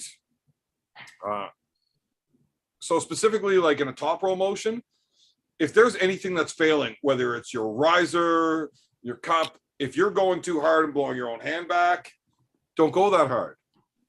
Tone it down so that you can maintain a semblance of cup. If it's a riser that's cracking, keep targeting that, but don't crack your shit open. And if you've got a good coach that's working with you, he's not going to just bust your shit open. He's going to let you pull and just let you keep working. Because I can get a workout, going 30, 40% if I've got like a new kid that's like 16 years old and he's really not that strong. I'm only at 30, 40% holding him, but I can still get a good workout in. It just takes longer. No big deal. Right. But it's not going to go bad for either of us for him to tone it down to the point where he's not opening up. You're going to build a lot more strength by maintaining and getting a good workout in than you will by hitting that max. And that's where it's kind of like it's the same as training weights and training for fighting or whatever. If you were training fighting, you're not going to just smash each other in the face over and over. You're going to work your techniques, and it's good to do that with a partner, like with another body, as opposed to just a bag. But that's when you can't, you learn how to like hold your punches back or work, like throw punches with technique. And once you learn how to actually arm wrestle with technique, where you can just do the movements. But if you're a brand new arm wrestler and you only have like 1 or 2 other people to arm wrestle with, that's where that can become problematic. Is if nobody knows, if you don't have a coach or you don't have a team, that's where it's an issue. If you have a team, then 100% arm wrestle with that team as much as possible. But yeah, if you're, no way I can answer that call on YouTube Live. No worries. But if you're pulling too hard, it's not beneficial for sure. Oh, even the great Jake Charles agrees with Evan. Is he in there? What do you say? Oh yeah. He's in the chat. I agree with Evan. Table time was always my favorite thing. And if you are really sore, then knock the intensity back down less than 50% if you need to. It's anybody that doesn't know who Jake Charles is, oh boy, you guys are doing things wrong. I'll tell you that. That is one of my favorite arm wrestlers of all time. I named my dog after that dude. I also whooped his ass my very first event when I sucked. I like to rub that in there. Yeah. Because a few years later, when I won my first provincial title, that little prick beat me in the overalls. And it was a bad call by the refs, just so Jake knows. No, I got called for a slip in a losing position. Oh, stupid call. I did slip in a losing position, but I didn't meet any of the criteria of an intentional slip. So how the fuck is that a foul? That's those refs from that whole area. They're cheating there, get their guys in there. But it's okay. It was like the winner had to pull against Crazy George, and I wasn't too keen on that anyways.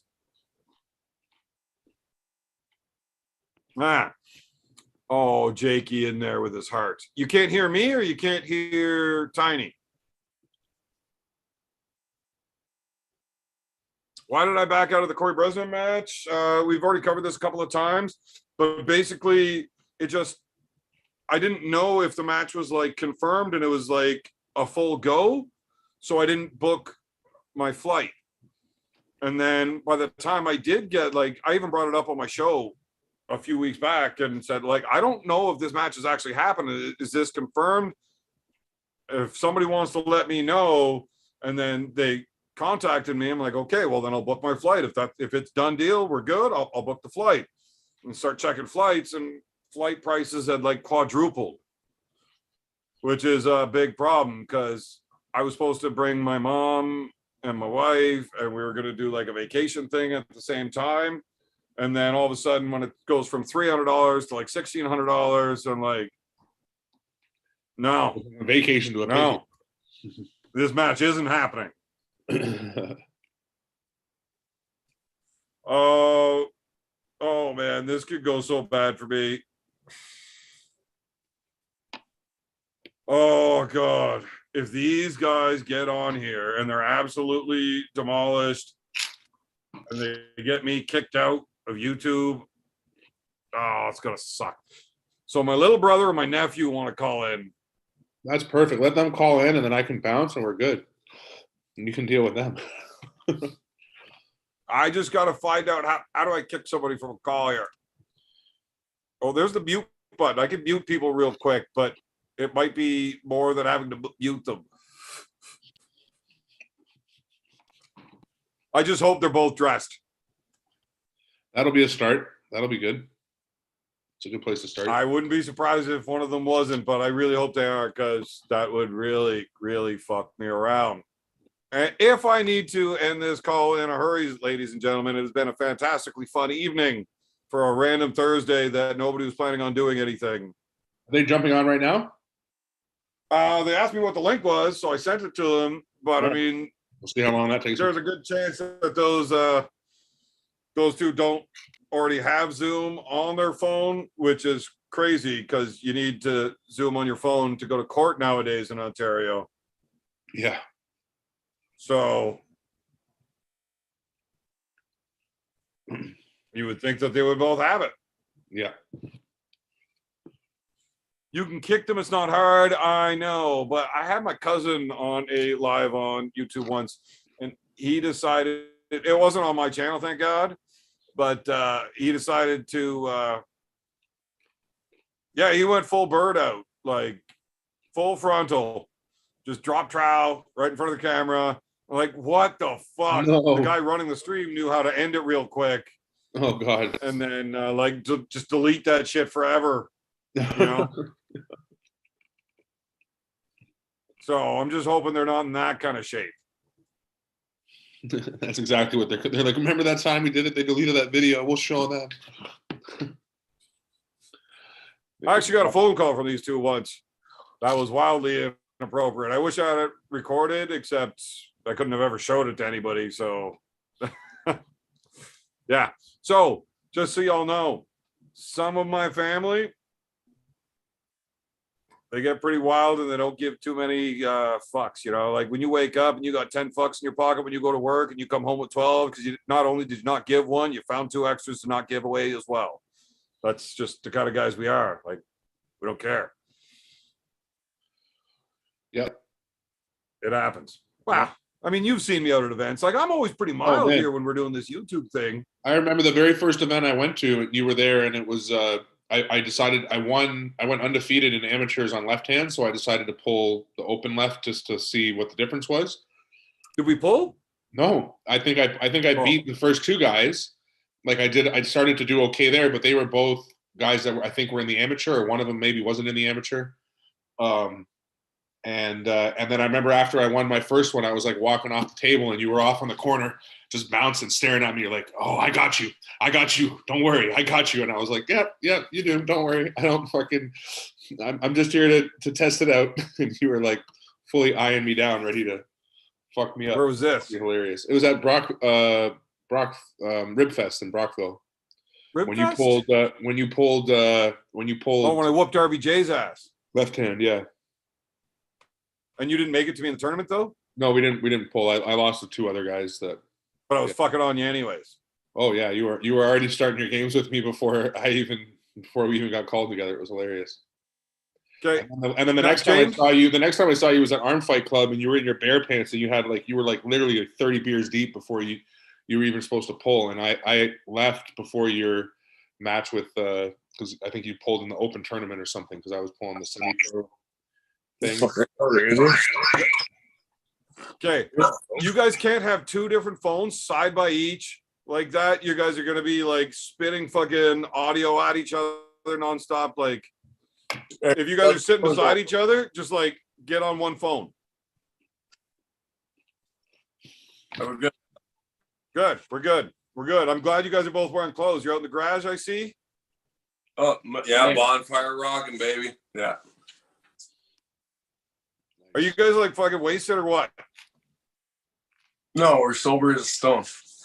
Just like usual. You know, it's classic fucking Wednesday night. It's Thursday. Exactly. So it's thirsty out. Thirsty Thursdays. Always a good time. Everyone's... Yeah. But my biggest question for training is actually, how do you train on the parts whenever you know it's a dangerous position? But that's where, like, it's the best way to go. Look at Toddzilla. Sideways, baby. It's fucking sideways. And that's the hardest position where you can get to, but like that's where the most torque goes onto your joints. But that's one of the most beneficial positions you can gain towards, but it's dangerous doing it.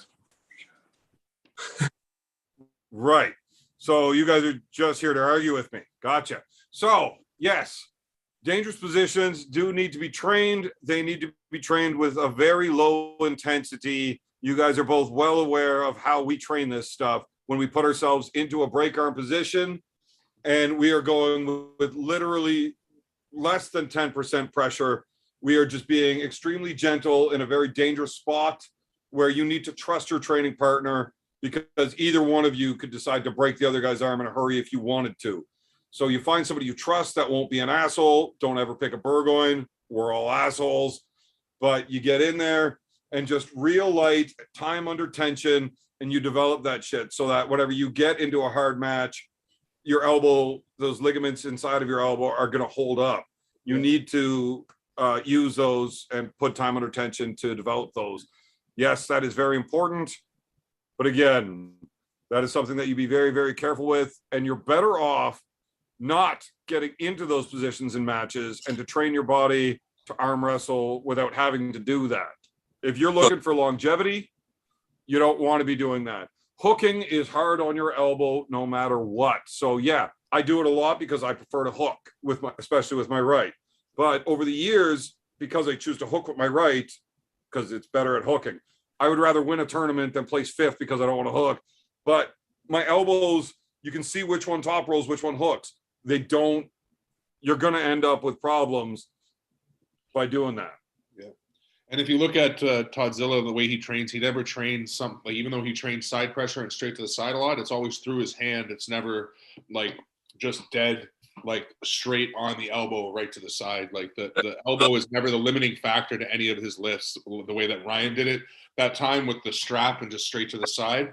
Like, you find me a video of Todzilla doing that lift. He doesn't do that lift. He does, if he goes straight to the side, he's supinating, like he's holding a towel that's trying to roll his hand out this way and he's pulling it this way to the side. His hand is always the limiting factor. Even though I agree 90% of the lifts go through his elbow, the hand is actually the limiting factor, not just the elbow. Yeah, there is so much involved with every single part of arm wrestling, and everything's connected, right? So anytime you lose in some area, you're just going to make it harder on another. You do need to be ready for it. I would still prefer, especially when I was talking about these training things, I was talking more to the new guys, not the seasoned vets. The seasoned vets already know what we're doing with this. And because arm wrestling is such a game of millimeters too, like a bad position could be like good position, bad position. Like, it could be such a small little difference that you're just trying, like Evan just said, you're trying to keep a new guy away from that position altogether, because teaching them the nuances of like, this is okay and this isn't in certain positions is not worth it yet. Great. Sorry? Time whenever they're allowed to jump into that position versus when they're not. Like, when do you really know if it's okay? I mean, I've been doing construction my entire life, so I mean, I can just bang inside and it's like, oh, you're not strong enough to break this. Oh shit, I'm okay. I can drive sideways. Yeah. Like, how does your left think about that? No. Yeah, no, I hear you on that one, and I think all that Evan's saying is just when it's a new guy that you just need to learn that, which doesn't mean that maybe it's not going to take you 3 years before you can pull that way, where it's going to take somebody who's just sits on a computer and wants to arm wrestle 3 years before they can pull that way. I'd be weary to let you pull that way the first practice. You know what I mean? And, James is just going to argue with you, because James and I were the two guys that would stay on the table for 4 straight hours, driving straight against each other in the worst possible ways, while like Alan Ford and Ian Carnegie are yelling at us that we're going to break each other. But we were so exhausted that like we couldn't have crushed a cherry tomato between our hands. We were just still going as hard as we could anyways.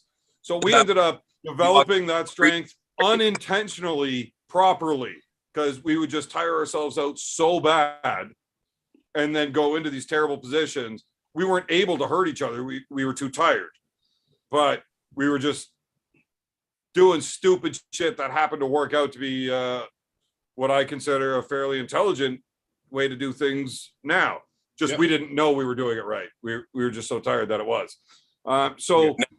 James, speaking of your bullshit, shitty, sideways nonsense, I really wish I was good at this internet stuff, because I'd pull up that match with you and was it Henji? Oh yeah. That was a war at the Bean Fest. James ends up getting his hand taken, just turns it completely sideways, and like basically the position that you tell people don't ever do. And he just hangs on until his hand starts slowly getting back in. And as soon as his hand actually comes in, smash right through. Yeah. And like, I don't think you were around when Henji Bergeron was arm wrestling. No. But he was like a top 3-4 between Ontario and Quebec together in that weight class. And it was a super awesome move. And Jake Charles mentioned that James is super strong in that terrible, terrible position, break arm. So guys are, Carolyn Looms wants to know how you got your name Tarzan.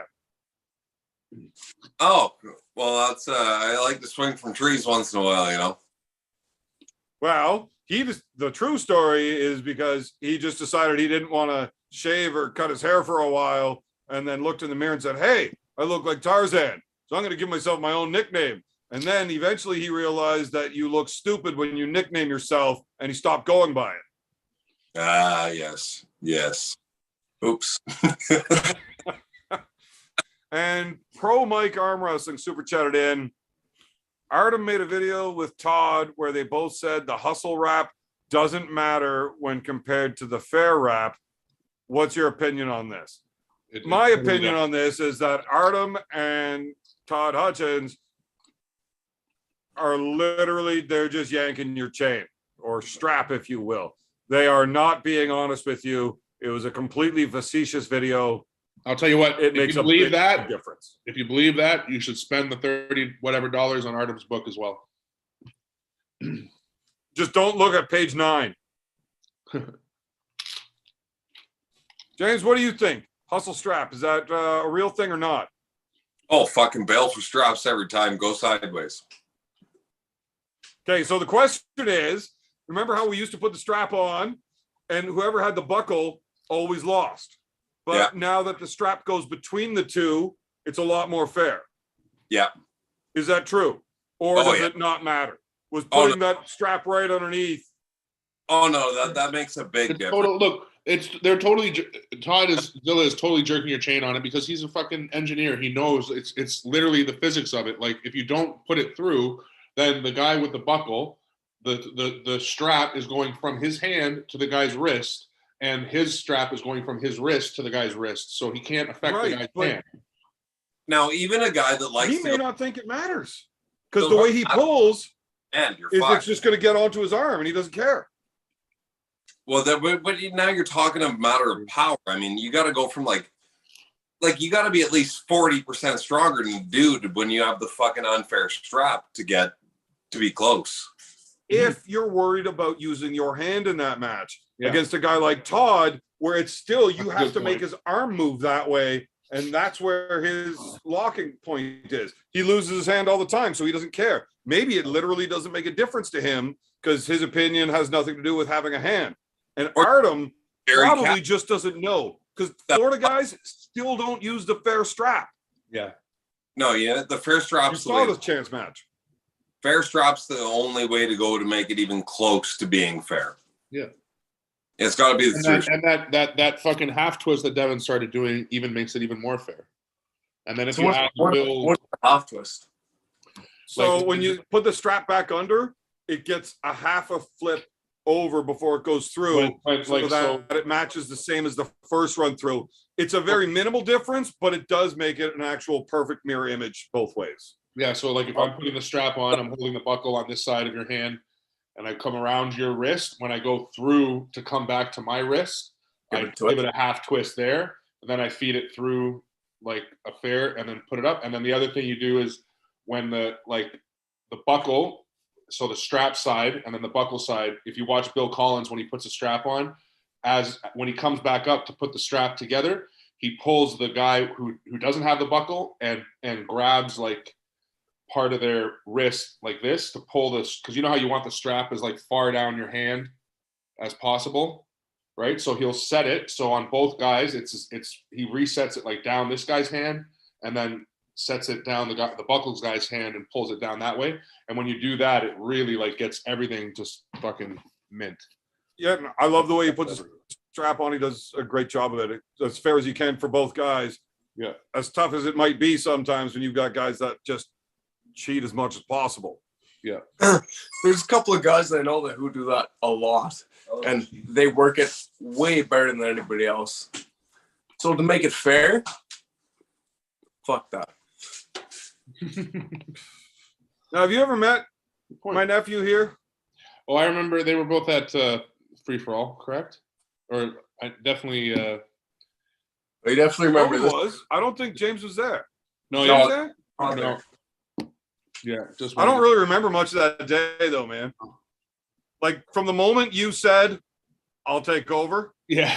I don't remember shit. Blackout drunk. Oh, that was instantly blackout drunk. That was a good tournament, though. We had a lot of guys showing up there, awesome. And a lot of skill. Yeah, it was a great tournament. That was a great tournament. Like we're definitely trying to get together another one. Hey, Evan, did you ever watch that team event that we did? Did you ever watch any of it and see the scoreboard and shit and how it started to play out? No, we just stopped talking about it. No, we did one. Like we did one. It's on YouTube. Did you watch the one that we did do? No, I actually didn't see it yet. Okay. My buddy watched it while I was driving, and he was like explaining it to me. Yeah. Yeah, but I haven't worked actually out really good. It worked out really good, and the whole point system was really cool. And I have some cool ideas how to run tournaments with the point system. I like the way the point system works because it lets me fuck around and shave points. And I don't know, since I talked about it with you and Alan, we added a flash pin scenario. So if you pin the guy within a half second of the go, then it's an extra point. So instead of a 3-point win, who's the one timing this shit? Well, it would be like, so for right now, it would be the ref's discretion. Basically, if it just doesn't slow down, it's a flash. If it doesn't slow down, it's a flash. Exactly. If it slows down at all, it isn't. And then if it was like WAL, we had replays and shit, you could cut to the replay if you wanted to be precise about it. But it definitely changed it, because then somebody who's really fast has an opportunity to like, they have a reason to go for a flash and everything. So yeah, it's really cool.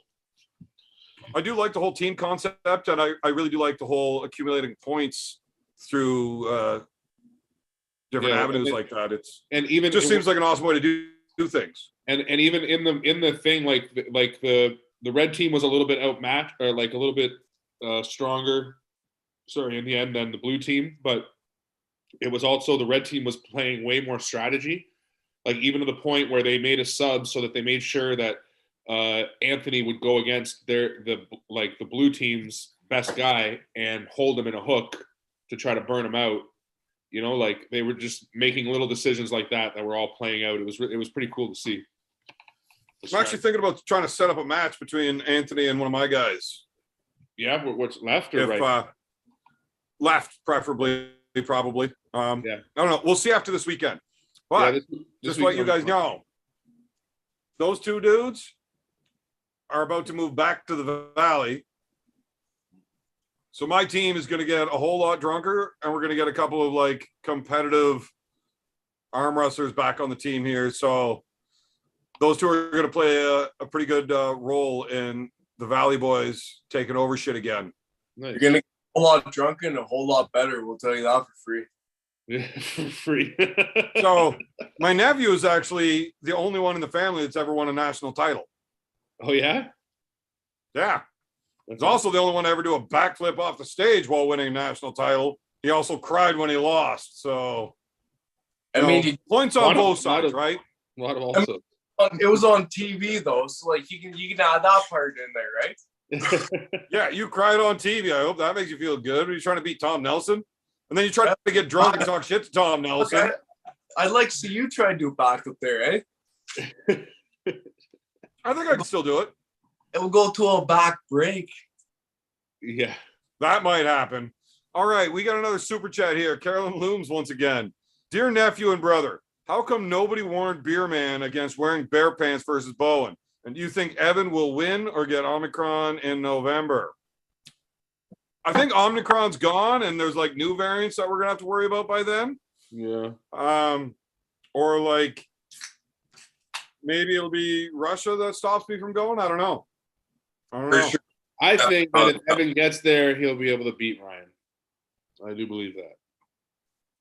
You guys think I'll beat Bowen in a rematch? Yeah. Right or left? Right. Well.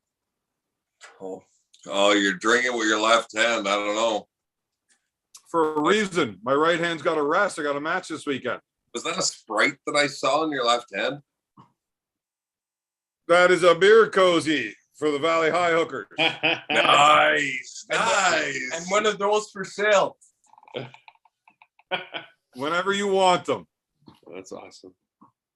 Oh, yeah. We could definitely sell beer koozies to anybody that wants them. Like, I mean, that's the thing, I guess. But it costs more for the shipping than it does for the koozie itself if you're out of the country. So that sucks. Well, I mean, like anybody watching who's a big fan of the OVHH, they got a bunch of merchandise going through. They got the T-shirts. They got the fucking. Nobody's actually a fan of the OVHH. Literally everybody I've ever met thinks we're a bunch of drunken retards. So support the base. That doesn't mean they don't like you. Just support it all. They just don't want to be around us. Yeah, we're associated too closely. You know, you get drunk off secondhand booze and sweat. We all smell like we pissed ourselves 3 days ago and haven't bothered cleaning ourselves. I generally try to just sit there till it dries, but it never works. Move your chair closer to the bonfire. Yeah, if you get close enough to the bonfire, it'll dry up real quick. All right. Before you where do we find the link for the koozies? Tiny's fucking off. It's gotten too drunk in here for him.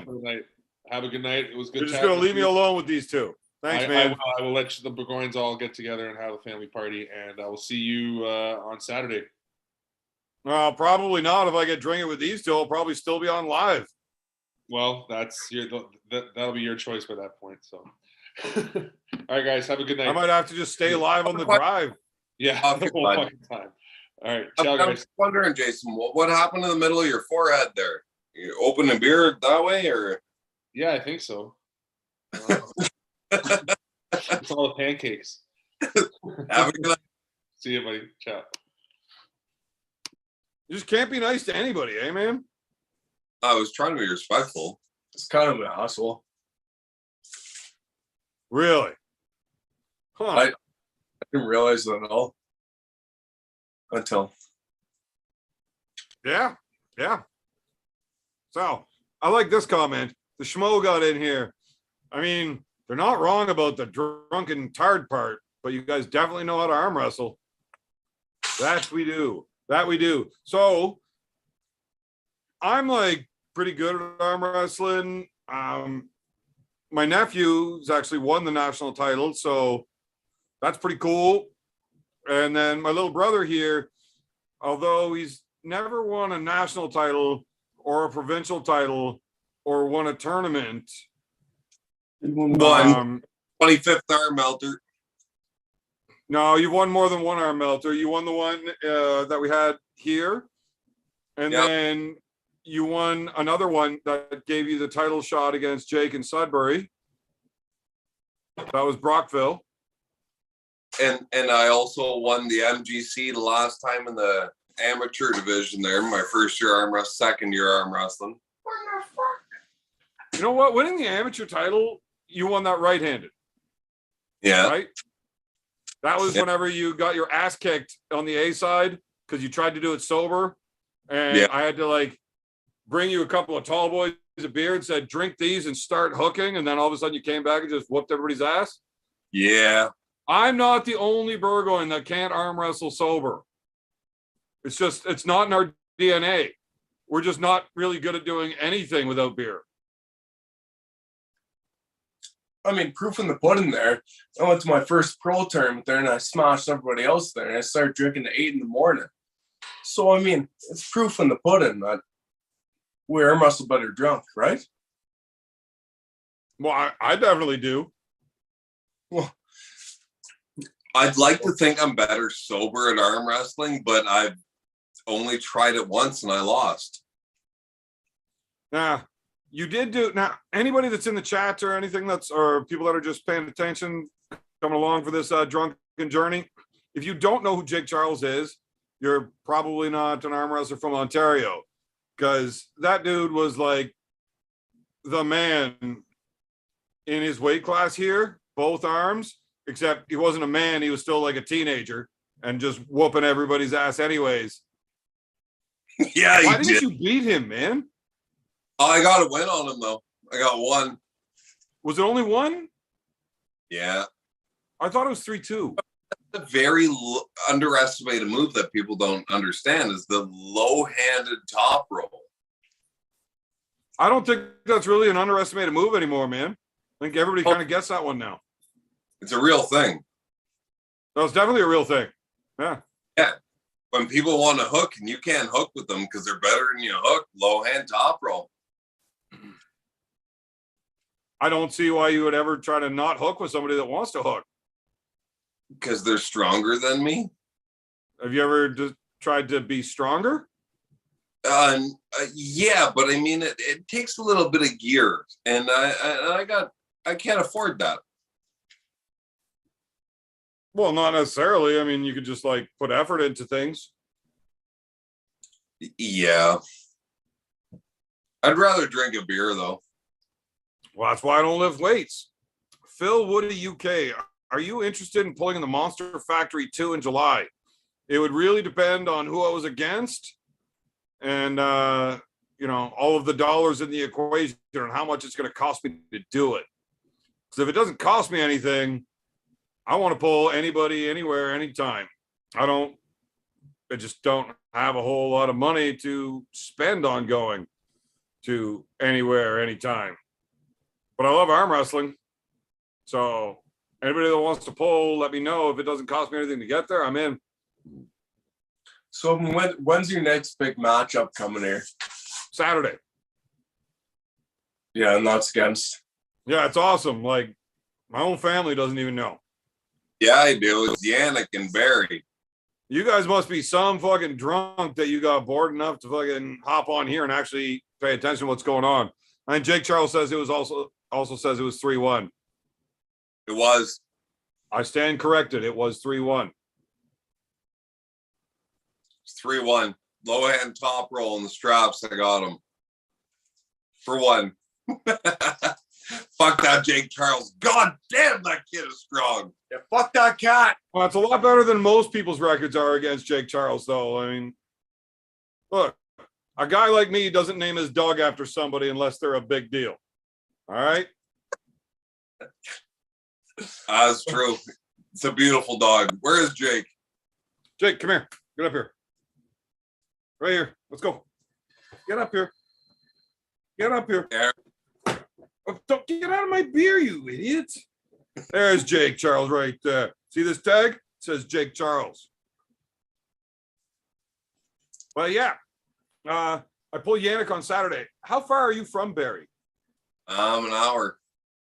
Are you guys coming into town this weekend and clearing out the lot? Yeah. Doing chainsaw and man stuff, falling down trees. Gonna be working out, picking up logs that are like 300 pounds. We're gonna curl them. I'm gonna stand them up, and instead of camber tossing them, I'm gonna throw them sideways. Sideways, way to go, Toddzilla. Well, why don't you just like put a skirt on and have some Scottish games and see what we can do for an actual camber toss? You know, we can do that. I'm in. I want to see you guys actually do a camber toss. Somebody record that and get me the video, because I will definitely put that up here for others to enjoy as well. A bunch of drunk idiots trying to figure out how to do a camber toss with giant wet logs.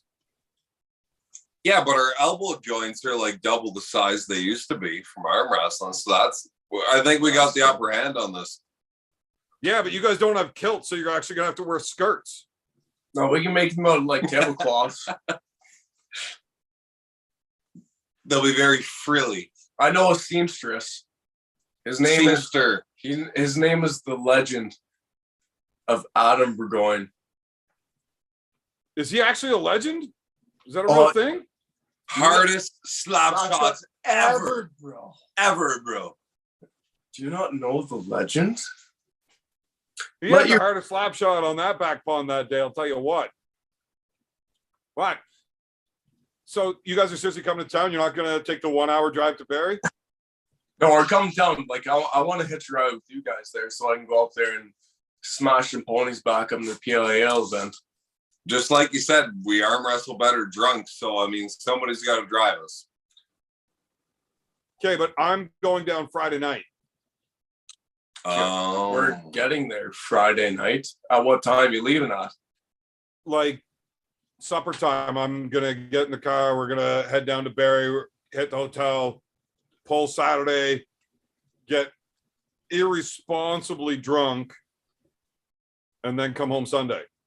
What you get? May as well just come here. I'll bring my shit back Saturday. It sounds better. Yeah. It's a It's a slight detour to go from Pembroke to here to there. Still not get what you're saying. All right, all of these guys that are peacing out, have a good night. We will be shutting down here shortly anyways, but I'm just trying to figure out how I'm getting drunk with who on Saturday right now. So you guys are coming here Friday anyways and possibly going back to the event? I don't know why we're working out logistics and plans and stuff on fucking live TV or something. I don't know. Fucking, we were just shooting the shit, chatting about absolutely anything. Whatever. Either way, if you guys were pulling in that event, though, that'd be pretty sweet. I'd fucking love pulling an event. It's been my first PL event since I won the last time. But I heard there's going to be a lot of contestants going up there since compared to the last one, eh? Oh, I have a Yeah, this is supposed to be pretty big. Like, I think there's already like 160 entries. Already. Yeah.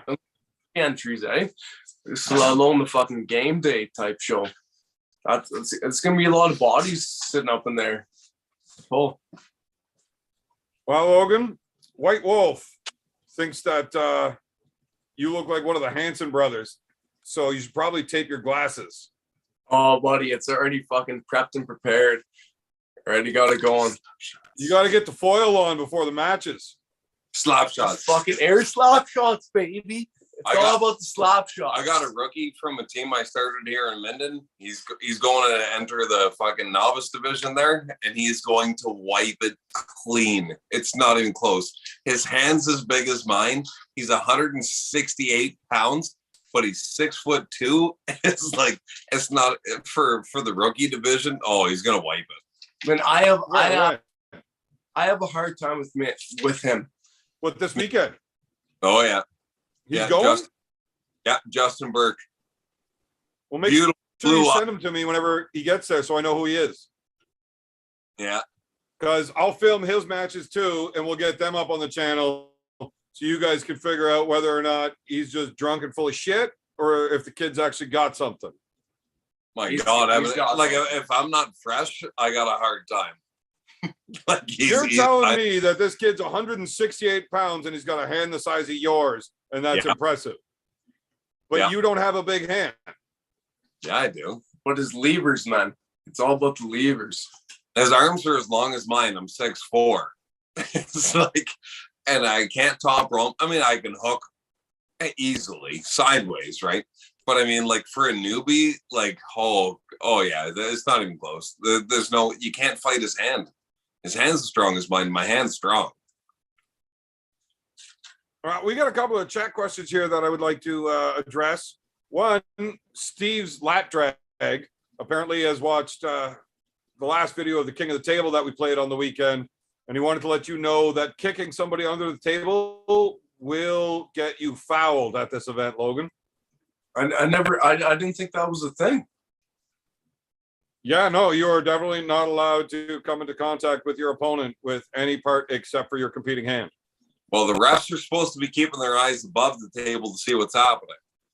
That's true, and if you had two good refs, they would never notice it. That's what I'm saying. Well, I'll put it to the test there. Let's see. Let's see what happens. I don't know. Also, you should get yourself a Chiefs sweater and put that on. I agree. That would be fantastic. And Rufus St. Hubans asked if I'd ever considered competing in a real chugging contest. Logan, keep your clothes on. Keep them on. They're already on. Don't do it. Stone Cold And Stunner. we got another super chat. Carolyn Looms back in here. Big thanks to Ryan Bowen for making you famous, Evan. What the fuck, Carolyn? I thought we were friends. Hey, do I got like a moderator in here that could ban Carolyn Looms or like just make her mute her or something? Like, what the fuck, Carolyn? There she goes, busting my nuts again. At least that dreaded fucking pirate Blue Bowen isn't in here. That guy's an asshole. That dude spent like $100 super chatting in different shit talks and chirps on me. I'm like, at one point, on one side of things, you spending some money. On the other side, it's like, man, that dude's like a real asshole. You're welcome. Okay, but whenever you said I like, swear to God, if you're the pirate, Logan, we're gonna have ourselves a fist fight. Done. whenever you said braided though, like they're not talking about your head hair, are they? What are you talking about? Braided? I don't know, beanies. What? Grow some hair, Evan. Well, we both know that I can't do that, so that's not gonna happen. But at least I can grow a decent beard, unlike you two pricks. I mean, like you know what? Like you kind of look like a fat retarded Caillou. But he's strong. That's why I have the beard. But he's really strong. He is. He's strong. I know. I tried to fight him. I like, might not be smart or good looking, but I'm kind of strong. I don't know about kinda. I think you're pretty really strong. Like I've been in a lot of fights, but I've only ever really had my ass kicked by you. So I mean Caillou. I mean whatever. Well, that's because your other brother would always take all of your fights for you, except against another brother. Did you hurt my brother? Who beat up my brother? Yeah, well, I mean, your dad shouldn't have been in the wrong place at the wrong time. Like, don't grab onto me when I'm angry and you won't fly through a parking lot. Right? That's kind of just how it works. Common knowledge. White Wolf, see what I was saying? What? Why is Carolyn giving me such a hard time? God, Jake, stop bullying me, you fuck. It's my right arm. I can't use that one to fight you tonight. I gotta rest it. It. It's Jake Charles, man. He's in there. Oh, I know. I'm not fighting Jake Charles right-handed tonight and then going to fight Yannick with it on Saturday. Doesn't make sense. Somebody's got to get down. Wow. Either way, I got about like 8 minutes. I'm going to sign this shit out at 10:45 because then I got to get to bed. I got 8 more minutes. If anybody would like to ask one of these two drunk dummies a question, go ahead and fire that in there. I'm going to try to pay attention to the chat so that I avoid having to talk to them unless somebody has a question for them. And rather than that, we're going to get ready to wrap up here. Although I do like this comment. No chest hair. How is that possible? I'm assuming they're talking about Logan because you and I are both wearing shirts. And I think it's a family trait. We're just not hairy people. Fur doesn't grow on steel, bud. That's it. You can't. Probably not very strong. How much do you weigh? Me? No, not you, you slender gentleman. You less fat version of the fat brother I used to have. He's probably furry. Yeah. Hair doesn't grow on steel, but it seems to grow pretty good on glass. But herpes can manifest under the right temperatures. Right. So are you saying that I just have a really bad case of herpes and it looks like a beard? Nice. My beard has crabs. Nailed it. That's actually probably my favorite YouTube troll account is Burgoyne's beard crabs. Oh, somebody should send him $50 right now. Set up a GoFundMe page, buddy. That's hilarious. Burgoyne's got crabs. Just my beard crabs. Yeah, which really sucks because I love the taste of shellfish, but I'm allergic to them. And when you got those motherfuckers walking around your mouth all day, you just want to eat them. Except they'll die. So no eating crabs. I love it. I'm loving the Hulk Hogan mustache right now. It's rocking. Oh man, this thing is getting badass. Like, look at the fucking twirl on that. Eh? It's a fucking ninja mustache. You seem like a goddamn wop with that. What the fuck is a ninja mustache? Do ninjas actually have mustaches? I'm pretty sure that's. They're always wearing face masks. I mean, have you ever seen the ninja? I mean, ninja's job. Not since COVID. I haven't seen one ninja since COVID because everybody wears masks and you can't tell them apart. Exactly. So you might be I the think only. the ninjas started this so that everybody became ninjas. Everybody's a ninja. All right. So this is actually getting much more ridiculous than anticipated for the night.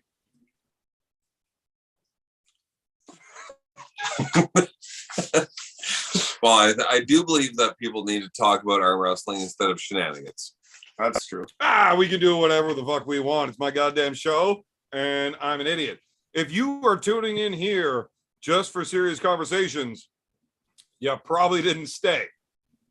So we can go right back to talking about whatever the hell I want because that's what I do and it's my show. What if I do it that way? You gotta up your left one. So the thing is,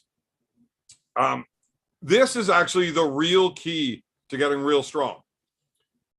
You drink with one hand. and then you smoke with the other. Now, here's the key that everybody forgets. When you go to ash your smoke, you don't bother looking for an ashtray. You do a flex, tilt, right onto the bicep. Strong as fuck. Guaranteed. It's extra Every new. time. Power That's what ash. it is. You add ashes to your garden to make it grow better, right? Jake Charles in the chat, lying to everybody as always, because you can't trust those fucking buckhorn dudes. I've seen some serious beer flowing through Evan's beard when he chugs. Who knows what's in that beard? Crabs would be the least of their worries. I never spill a drop. I'm way too good at chugging for that. But sometimes the crabs get a little dry, so I feed them with beer. I'm not spilling, though. Not spilling. Everybody's hungry at some point, my friend. You guys ever snap close any captains of the crush? What is the highest number you have closed? Out of this phone call, I think I'm the biggest guy on the call. Probably the strongest. You're definitely If we were to do a captain of the crush challenge, I bet I lose, though. I have no crushing strength at all. My hands are strong, but at not getting opened.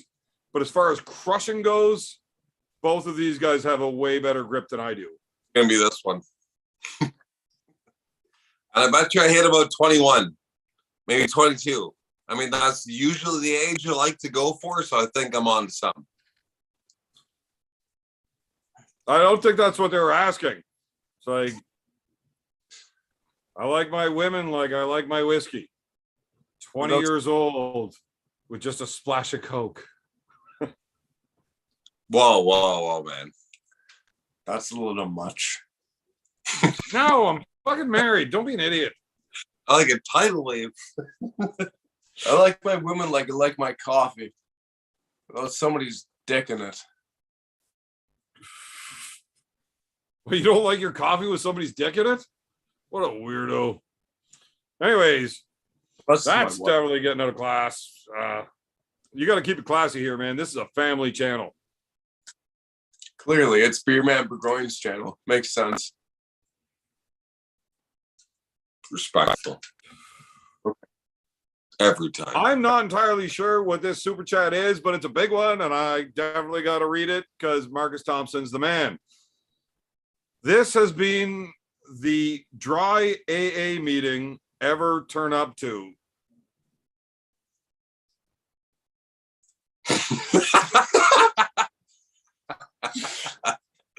Yeah. Oh, he sounds intelligent. Well, he super chats in euros, so instead of every dollar he gives is like actually like 73, so it's pretty cool, but I have no idea. And I believe we've lost our guests. So on that note, thank you guys for all joining in. It has been a fantastic night. Marcus, if you could just let me know what you were trying to say here, I would like to know what you were trying to say. This is the, no clue, buddy. No clue. I think you might actually outdrink me during my lives. Because you're typing and spelling and all of that gets far tougher to read as the night goes on. That might be my drunken factors. Yeah, I just worse at reading as the night goes on. Or maybe it's you. Actually, you know what? I think I might just shotgun one more fucking beer before we go. If you guys really want them back on, I can try to get them.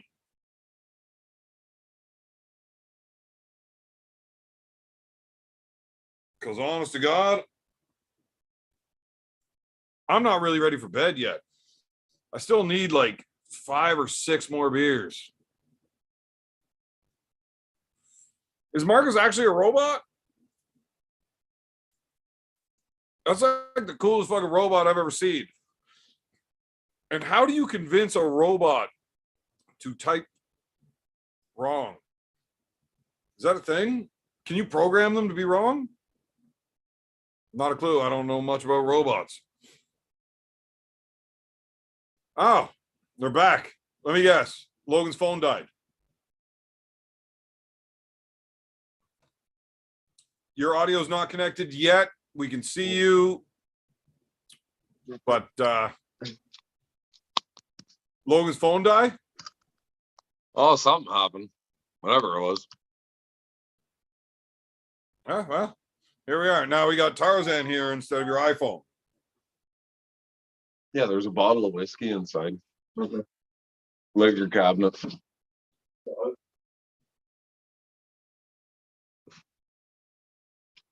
Oh, I can't do that. Ever since I crashed my oldest brother's truck the one night, I can't do that. Nice. That's what I'm getting into right there. Or this one. Is that some vodka? Vodka. We're making some screaming Burgoynes tonight or what? Oh, Jesus. Oh, we can't even explain what a screaming Burgoyne is live on the air because you'll like instantly get banned for being an alcoholic. Yeah, well, it gets pretty quick. Evan, oh, we got another super chat in here from Carolyn Looms. She is all over this all night. Are you fucking kidding me, man? Tell me you're fucking kidding me. No, it's like the 4th time. Jesus Christ. I'm not going to explain what that is, but if you go back and rewatch old shows, somebody might actually know what is going on here. Just stay with us, man. Stay with us. So Carolyn Loom super chatted in. Evan, Tarzan, and nephew need to be on every show. Apparently, they like your shenanigans. Weird that somebody that would watch my show for my nonsense would also enjoy others' nonsense that likes to get fucked up and be dumb. But I don't want you guys on at the beginning of the show. Sometimes we talk about real stuff and like we have serious conversations, and then we can just get ridiculous at the end of every one every time. That is absolutely a thing. Yeah, Where did the other one go?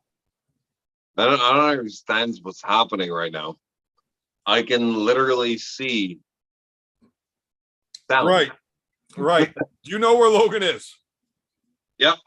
He's going to get me some whiskey. That would be fantastic. He found some whiskey. That's a good thing. The humor goes over the head and lost in translation in these chats, for fuck's sakes. Well, Marcus, I don't know. I mean, sometimes we're drunker than you. Sometimes you're drunker than us. Sort it out. Whatever, man. It's not a big deal. We can all get drunk together. Whenever you call people chaps, where are you from? Wow. Screaming Burgoyne, Jake Charles says. I think he wants to know what that is. Well, don't get it confused with a twisted Burgoyne. And they are both equally fantastic, but it's guaranteed that they will turn your memory off. Like a light switch. Jane is not around, so just Tarzan, no Jane. For old So Jane. that. Snapping the dragon pen. Yeah, we're just going to ignore that dragon pen, and please do not explain anything else about that dragon pen. It is just THC. Yeah, it's hash pen. Hash oil. Anything like a flaming Moe? Something like a flaming Moe, except a fuck of a lot tougher. Screaming Moe is for pussies. And I really do have to pee really fucking bad. James, if you're actually able to talk for a minute, you know.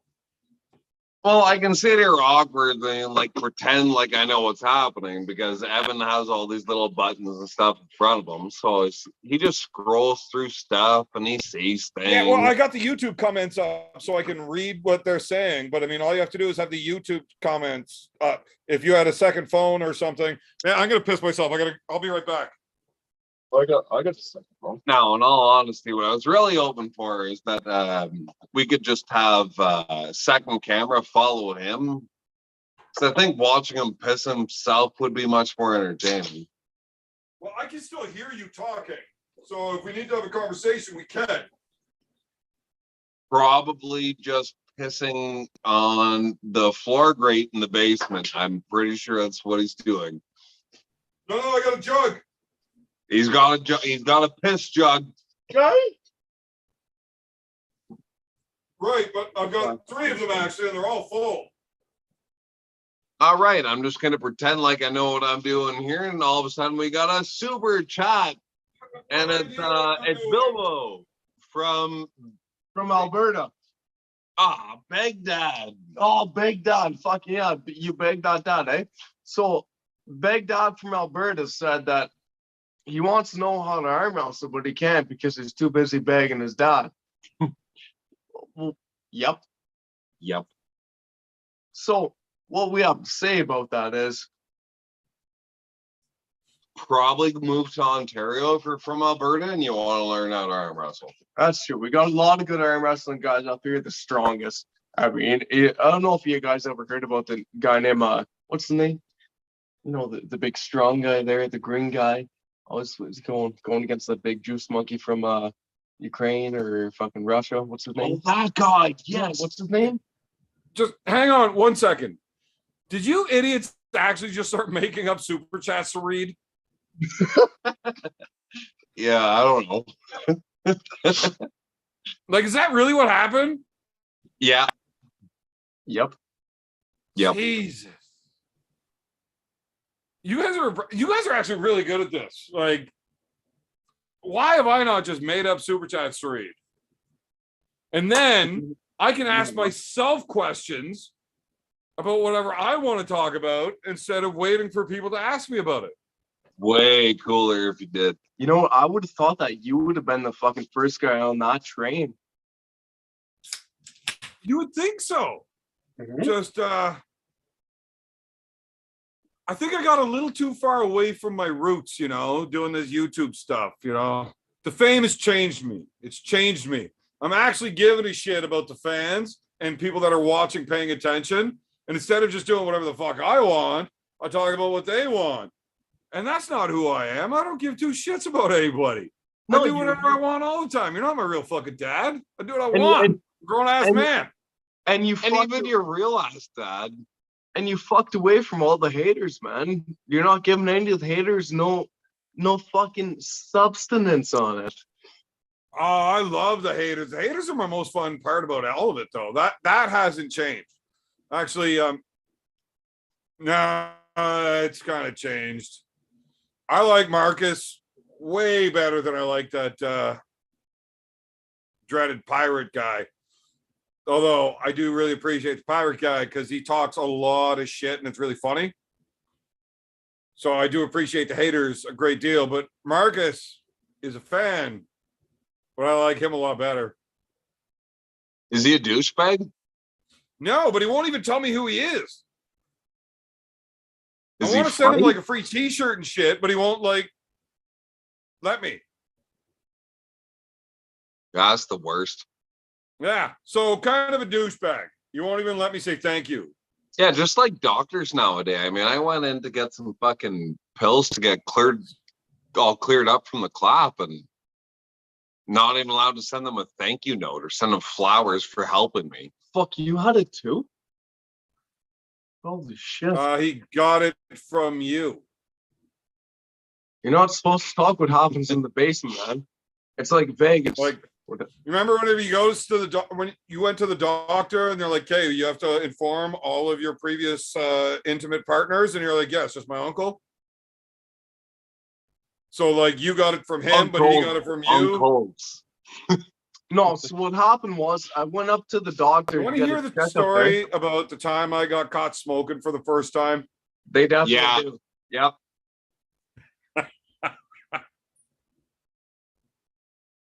I'm actually not going to tell first that time story. getting caught. But we do have a super chat in here, James, for you. Carolyn Looms, Tarzan, with a big old heart. She hearts the wood pile. You Makita or DeWalt? Neither. I'm Milwaukee. Milwaukee. Although I have a Bosch chop saw and the fuck is that? I can't read right now because my hash oil is kicking in a little too strong, but I got a bandsaw and it's definitely a different brand name.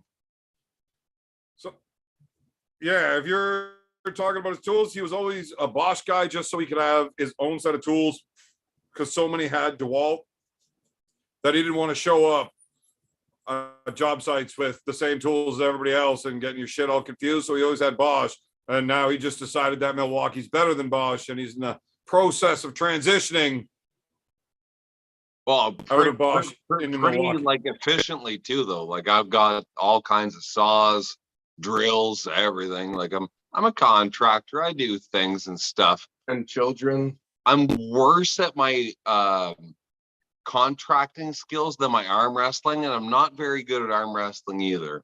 Yeah, don't ever let them build your house. It's pretty good with decks, though. He'll build you a new deck in a hurry, especially. You want to jump? Yeah. There Go goes the ahead and jump. neighborhood. Now we got Don't this jump guy like in me. here, and all he wants to do is swear and get my channel banned. You know Well, what, Devin? What's up, guys? All of these people actually here we go. believe you beat me for real last night. No, that was all a show. That was all Wait, just fake. Wait, Evan. That's WWE shit. Wait, Evan. Who's Nobody this guy? gets it. What are you guys up to? We got I don't know. We're Tarzan. just having some beers. Tarzan. You know, my brother, my nephew got on here, and that kind of killed the entirety of the serious portion of our show. Haven't seen any of it. I just got back from practice. I wouldn't watch any of it. Oh no? This is no good? No, it ain't worth watching. I mean, we talked about how I sandbagged the match and just trying to make you look good to build you up for Levon. I do appreciate that. You know what the fun part is all of the fans jumped in on this and they just said, Evan is Levin without the L, but Devin gonna gave get that Evan for the you. L last night, It's, and he's about to give Levin the D to make him Devin now. oh man, it's just Right. So you gave me the L to make me Levin, but you're going to give Yeah. Levin the D to make him Devin. So either way, Devin is going to be the greatest of all time. And it ain't me you're giving the D to. So we're good.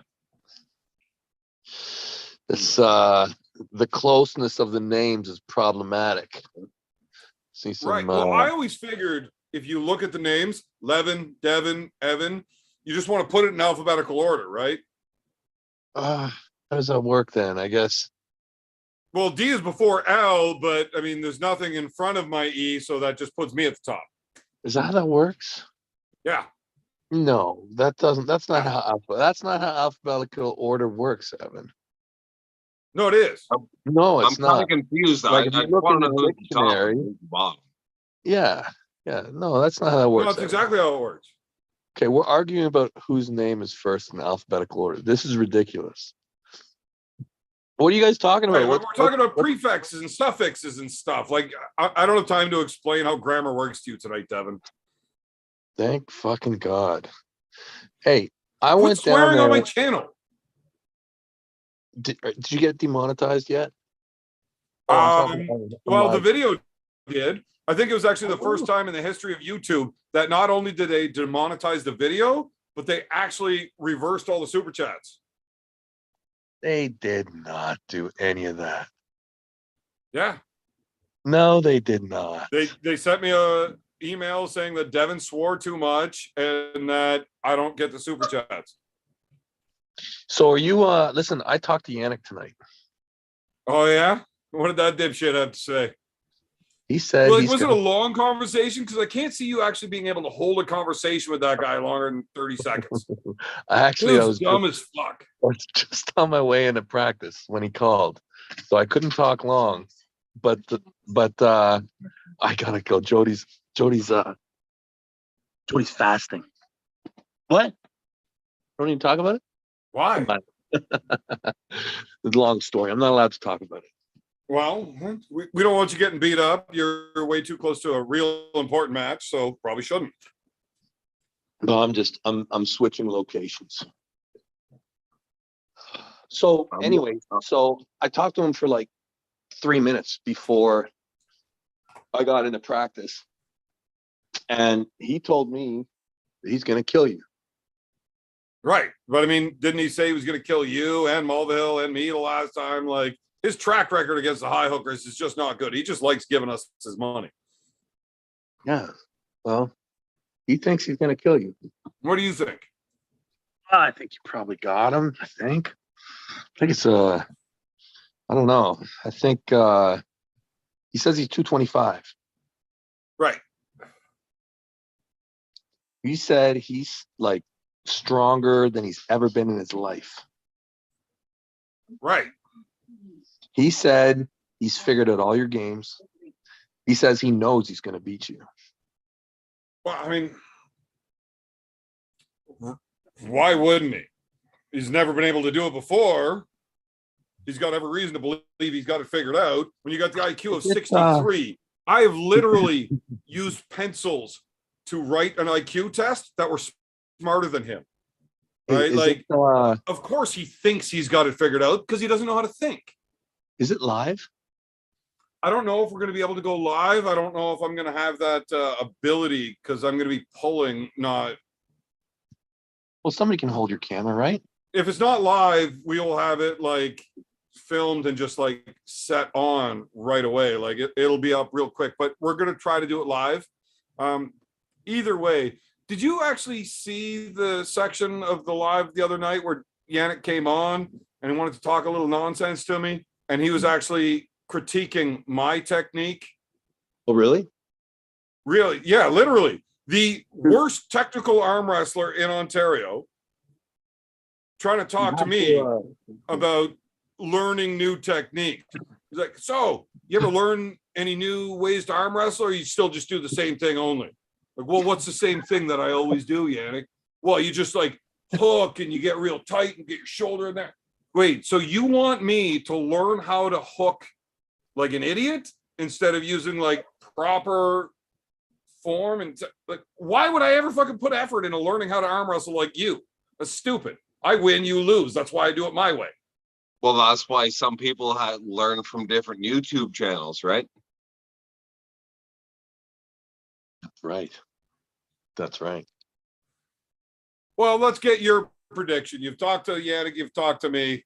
It's going to happen. How's this going to go? Well, today's Thursday. You're Right. competing on Saturday, right? Right. He's going to beat you round one. No, Okay. he was ashing on the right shoulder. He was ashing on the right one. He's growing that check guard. this out for recovery. This is the absolute best thing in the world when you're sore and shit. Watch this. Little flex. Yeah, See he's gonna beat you round one. He's gonna No beat you way. round one. No way. Yeah. He's gonna beat you.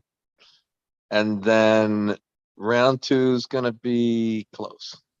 He's gonna slow him down. Yeah, I and don't then know. bleed him. I'll say He's gonna pull Devin Laird on him. That's your prediction. yeah, I think he's got one round. I think he's got the first round. because he's just too strong. Yeah, he's way stronger than you. Is it Is that 305? Hey, now you realize that when we pulled left-handed the other night, I was just like making you look good for the camera, right? Yeah, no, of course. Yeah. Also, I had just done a king of the table for like Oh yeah, a no. long fucking time. Oh yeah, and I took 2 before. weeks off to come and pull you. I believe that actually. Totally peaked. Yeah. I actually don't believe that at all. Is it But- just me, or is Devin's couch look like it's covered in maple syrup too? It's pretty fucking greasy, seriously. Oh man, one side of it looks nice, and the other side of it is just like a big old greasy stain. This is the only Gross. spot I sit right here. This is the best Nice. spot. Going back to the old Where are you slug. guys? Where are you? I'm sorry. I don't think I know you guys, do I? You look like I Matt know. Smith a little bit. I think I might have shook your hand one time in Dubai or something, but I'm a big fan. Okay. What do you? I see Tarzan. As we, Yeah. right here, I flex pretty good. I'm flexing. Oh, okay. Well, you know, Okay. you know, fucking Tannerite, right? Tannerade? Who? What? You know what Tannerite is? So the problem here is when Logan gets a little drunk, his alter ego Tanner comes out. Oh, And then okay. when Tanner starts to get too drunk, he becomes Tannerite because that's a volatile little fucker. And then he fucking wins tournaments, man. Nationals. Nationals. Very good. I mean, that's the biggest tournament he ever went to was Nationals, and he won it. Well, that's Pretty pretty good. good. National champion. That's best in the country. What's the biggest tournament you ever went to? I've never been in a tournament in my life. I thought you went to Worlds like way back No, in the day, and that's like a- you just that's- did super shit, so you didn't go anymore. Nobody No, talks about no, that. like I got some weight on Devin. Like Devin can't compare to me. I know he might be the best in the world, but like he's not compared to me. It's Well, simple. we're gonna find out in June, and then I'm gonna laugh and say I told you so, because that motherfucker's big. Yeah, like me. You know what? Yeah. I've been very, very publicly vocal about yeah, you're my guy. I hope you win, but you're gonna get smashed so fucking hard. It's okay. It's all right. Listen, somebody's got to get smashed, and it might as well be me, right? Somebody's I got. don't know if that's actually the case after last night, man. That's Yeah. I mean, you were just being lazy for so long that I just I didn't think it was gonna be a thing, but dude, you're getting fucking seriously strong for a long ways out. My prediction is you don't make it there. You turn into a fat ball that can't walk anymore, and you're not able to go. Yeah, it's possible. It's possible. I feel good.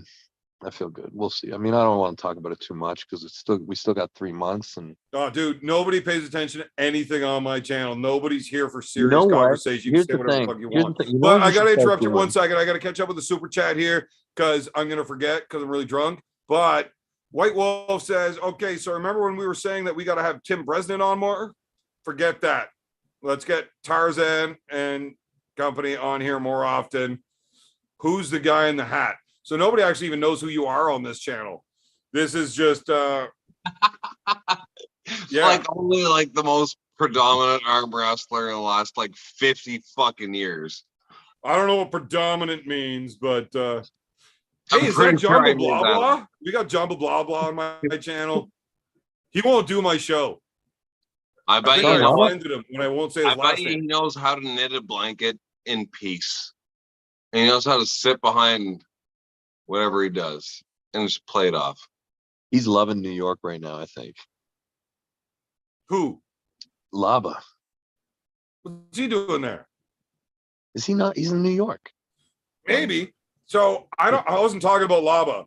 The guy that you arm wrestled in Dubai there last time. Oh, John. John. Yeah. I don't say his last name because it's a dirty word. I'm a high hooker. So I He just might- call him John blah blah. He might come up and train with us. He ain't gonna like me. He didn't like me too much. I He call would him John love blah him. blah and argue with everybody that says how good he is. Yeah, he might come up and party with us for a bit. Party? Well, I mean, if he's into partying, he might like me. I'm pretty sure he'll be partying if he's with us. Just get him When's that? fat. I haven't talked to him in a while, but we loosely agreed to, I think, sometime in April. But, so maybe soon. I'll have to talk to him again. He's busy, man. He's got a lot of matches, like bang, bang, bang. So I don't know if there's going to be a window for him, but if he's got space, he might come up and just train with us for a bit. Yeah. I don't know, maybe like a few days. What's pretty cool, I guess. Yeah. I mean, Yeah. I don't give a shit. I don't like Yeah. that guy. Think you could beat him? Lefty? Yeah, Think so? yeah. Maybe. But you don't think so?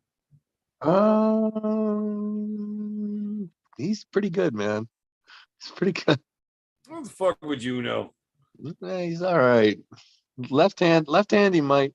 If you had like one or two people pull him first, probably just one or two, I think you'd beat him. I have never arm wrestled with him left-handed. I have pulled with him right-handed before on a practice table after an event, after pulling. The hands are very different with him. Very, very different. Right. He wanted to hook with me right-handed. He couldn't get through me. I was like, yeah, well, he kind of sucks. So I don't see what the big deal is. I don't get it. Just keep your webbing high, buddy. Just keep your webbing I high. also watched him absolutely refuse to pull with Crazy George, like right there on the spot. So George tries to get to the table with him, and John says, okay, I'll pull with you, but let's hook. So George says, fine, I'll hook with you, and then we'll put the strap on afterwards. So they go into the hook. John wins. And then George grabs the strap. John refuses to put the strap on after he just agreed to do that.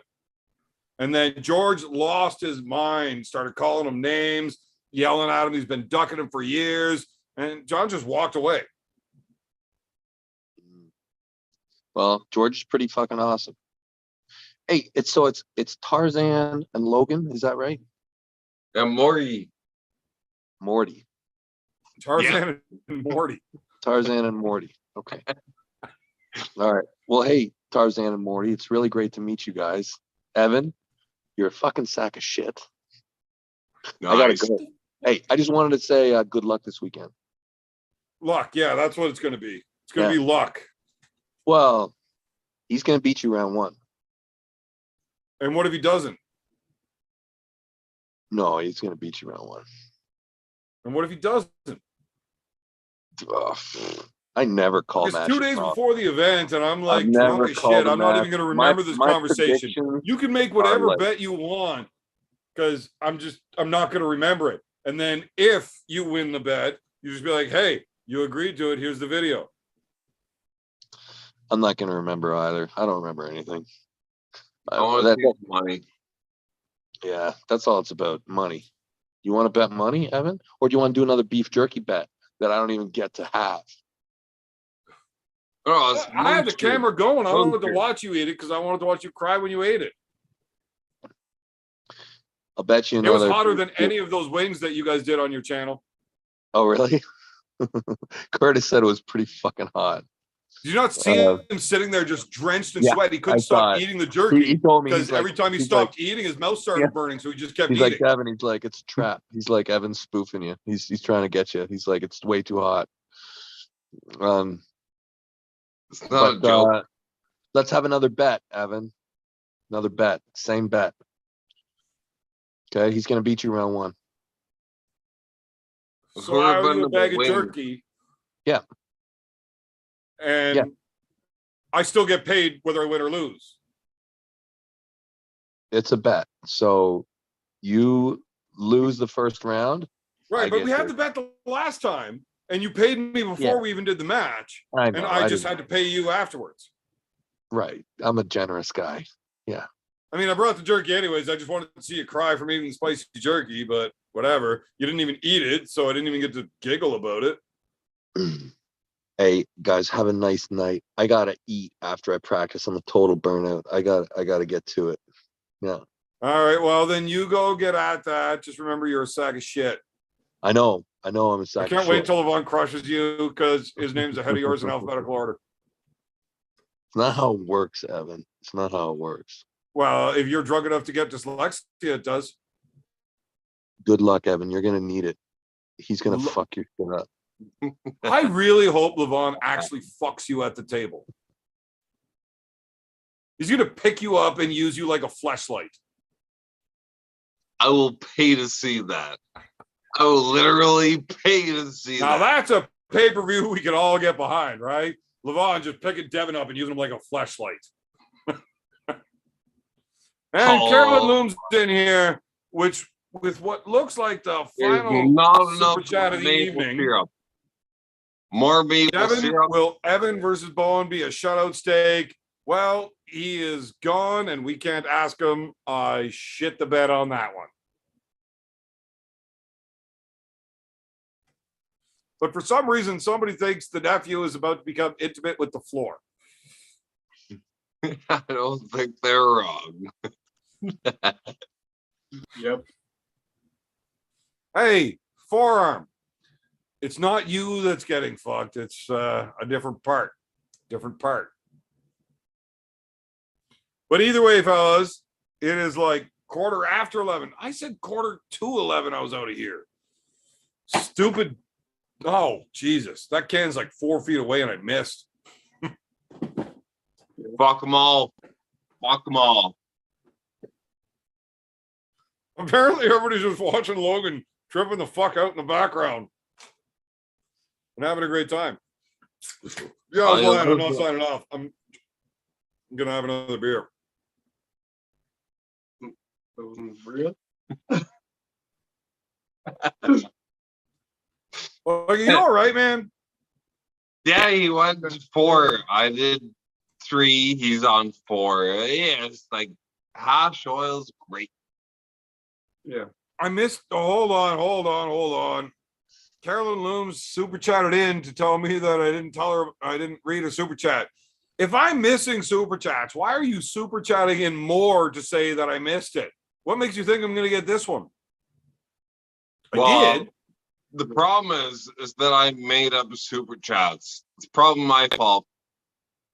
Oh, did you just read like one that wasn't there and now she's telling me that I missed it?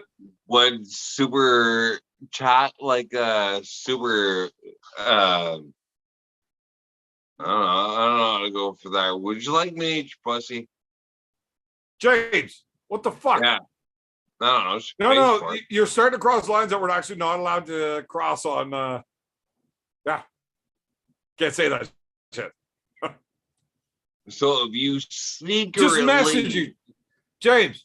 Just tell her to message PM you. me. PM. PM, right? Jesus, man. All right.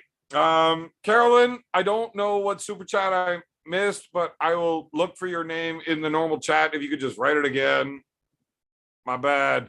Sometimes we get a little fucked up. And then send me your mailing address so I can accidentally show up on purpose. Yeah. If you're interested. Yeah. Oh man, this is so ridiculous trying to fucking deal with this. I just keep seeing Logan over your shoulder looking around like, whoa. Now if I put my head back here, we do this. Oh god damn. Evan, it was about Tarzan. Please do a king of the table at the dojo. We don't arm wrestle at the dojo anymore. We have moved locations for our practices. And we still get pretty drunk and we have a great time. But yeah, we will definitely do a king of the table more than once in the future. We've always done those. We just didn't really record them before. We used to do them on a weekly basis. The king of the table was like the creme de la creme. It was like that's what people stuck around for.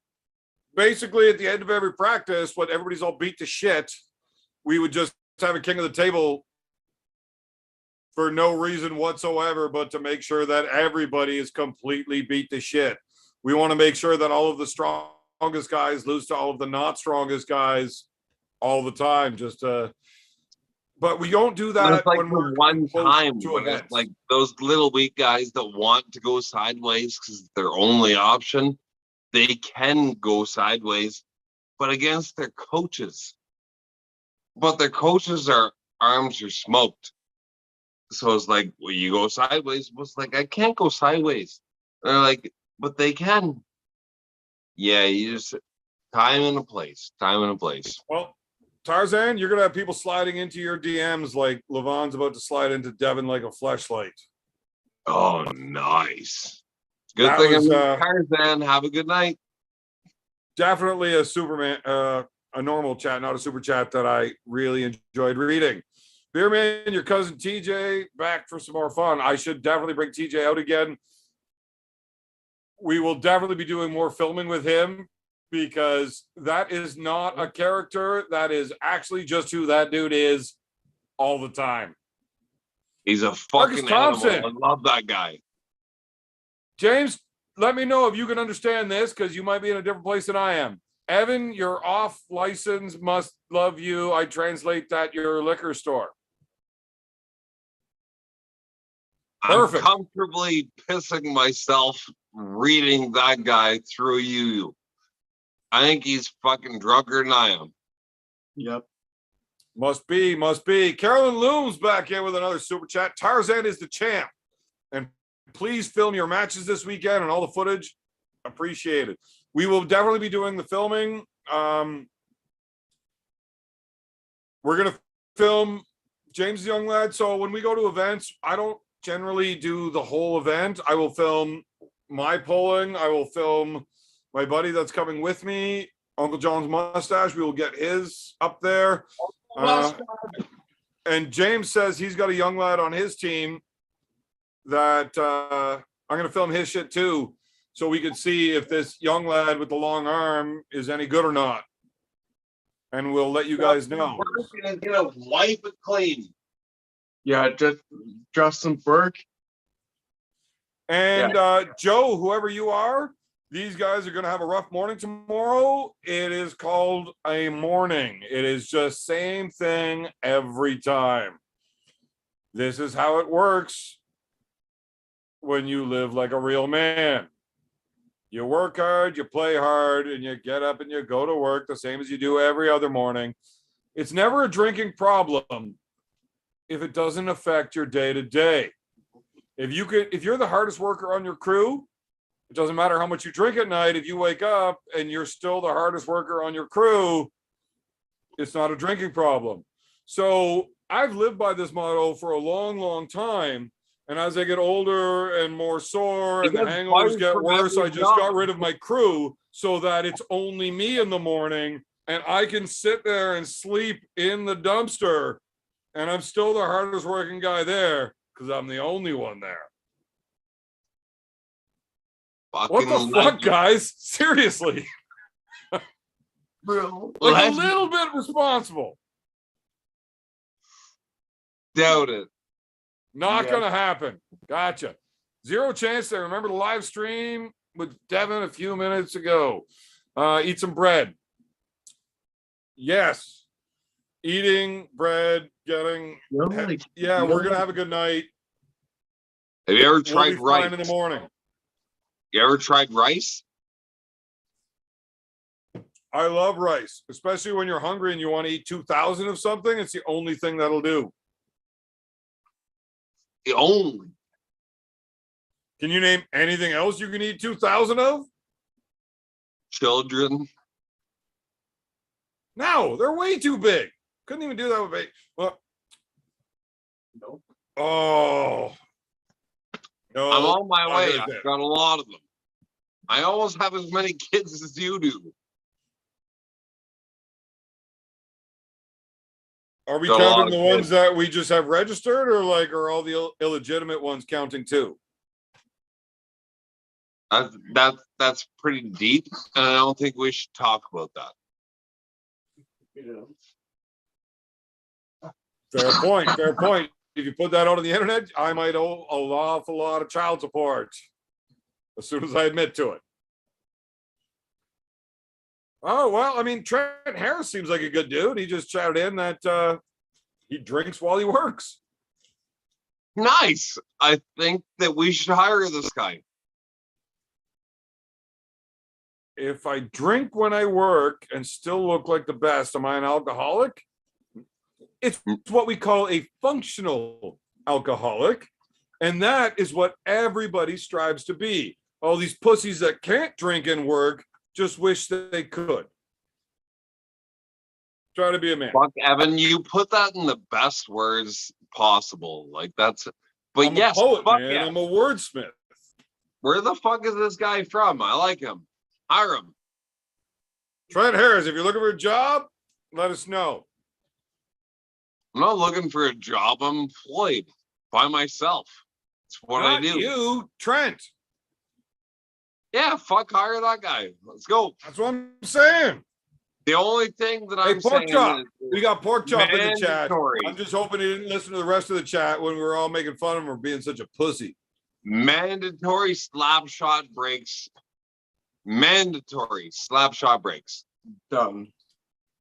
Yeah, every 2.5 hours, you must take a break from work and see who has the hardest slap shot.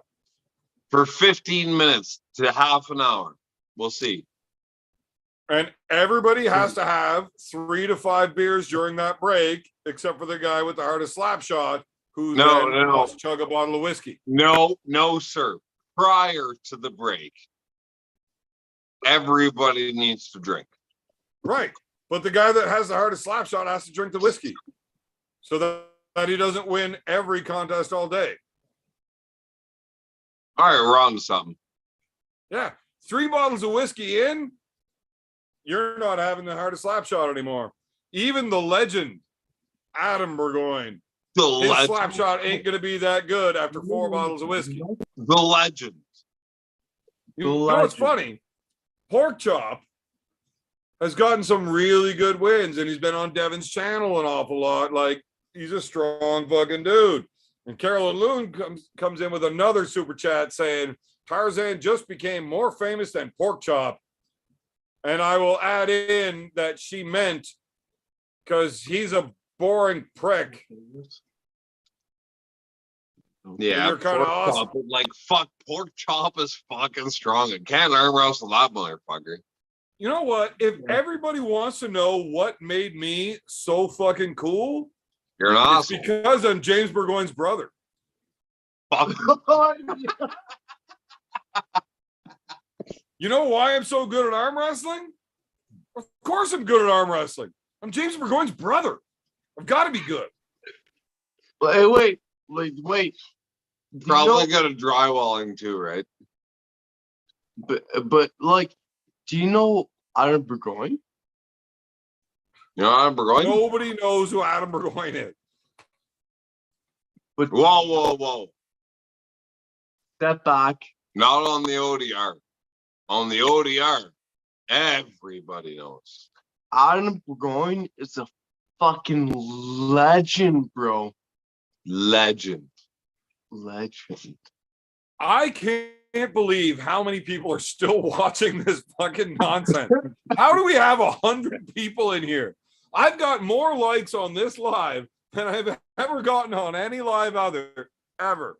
It's ridiculous. Well, you're welcome. We got another super chat, so just hang the fuck on. And I think it's Marcus Thompson just trying to show off that nobody can read whatever the fuck he's saying. Nobody cares. Ogmothoin, translate that. I probably shouldn't have read it out loud because the guy seems like he's just trying to fuck me around. But if anybody else can like do some Googling shit with that or something. All right, Evan, I got your back. It reads right here clearly. Tamaknik, Makin, Shmnaknik, Kamakin. Right there, number 4 hit. Shmnaknik radio. James, you do realize that that's the kind of thing that if anybody knew what we were talking about, would literally get my channel taken down. We're also Indian, so it's fine. No further explanation necessary. We're good. Just leave it at that. I love the song. It was a hit song. It topped out at number 8 on the charts. I was paying attention. It was number 7. Oh, did it hit 7? I thought it only got to 8. No, Either way, that's fantastic. It was 7. It was 6. It was 6. 7. My buddy here just super chatted in. Who is the fastest beer chugger of the 3? Also, who would win an arm wrestling match or a wrestling match? Anybody got an answer? Arm wrestling or wrestling, Evan wins, but beer chugging, we're pretty close. Logan wins. Right. Now, I'm not saying you guys aren't good at any of those things, but ain't none of you ever beat me at none of those things. Also, Except for that all was my those first things. absolutely made up super chat, and I am so fucking proud of myself.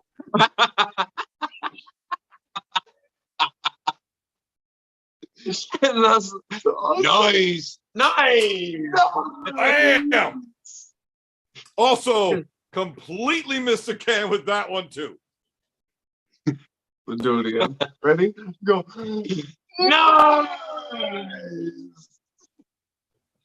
Did it work? I don't think so. Let's be cute. Let's be cute. Let's All right. see. Yeah. Well, people are happy to see that you are back in business and you're okay now, which is fantastic.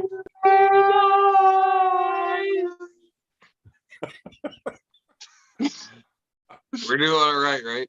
And I can't wait till you guys move back to the valley and I can avoid being around you. Avoid being around me when I move closer to you. That's where you make your money, baby. Well, yeah, I didn't have to Dumbest avoid thing being I've around you when you ever moved heard away. you say. Retarded. Dumbest ever. Not even close. You have heard me say way dumber shit.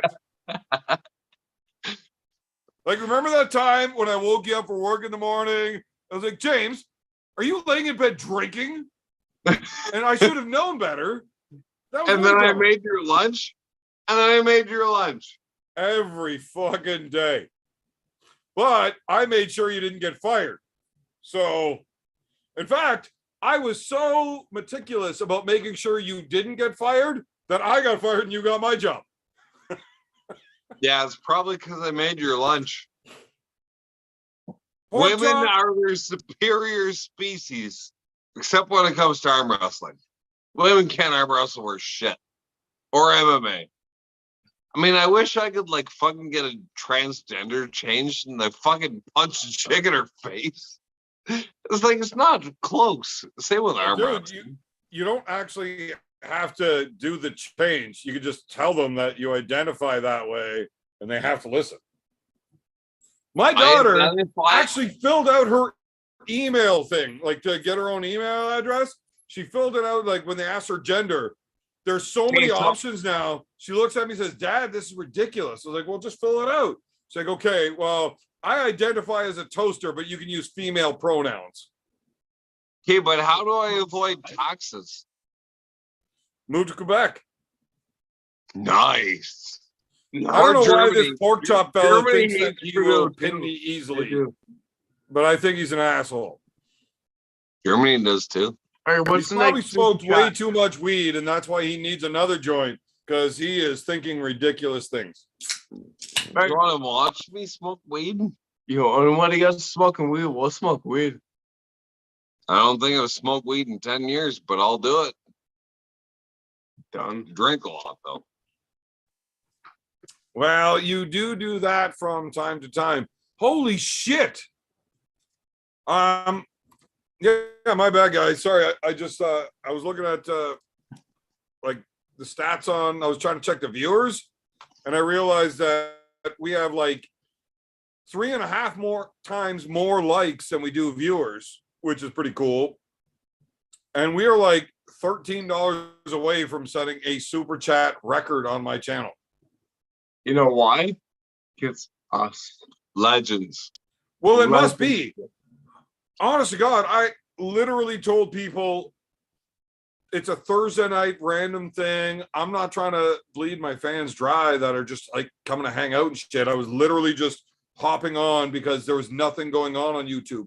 Normally Uncle John's on tonight, but nobody was on. So I said I'd just do a live so we can hang out. I don't want to sound sexist, Evan, and cut you off for being an asshole, but it's like any viewers that have a vagina, I would like to talk to them one-on-one where I could be like, hey, nobody likes you. Really, man? Yep. Yeah. Yep. Yeah, like that's literally the kind of thing that can fuck a channel right into the ground. Yeah. fucking hard. Pound it in, just like the paving companies do to everybody. We're getting taxed for this shit. May as well fucking tax Might everybody. as well fucking nail Well, it. speaking of paving companies, I'm pretty sure that's what Pork Chop does. Just so I can get you to stop talking, I will change the subject to absolutely anything. Hey, but Pork Chop doesn't own shit, so fuck him too. Check Because this out, nobody owns James. shit.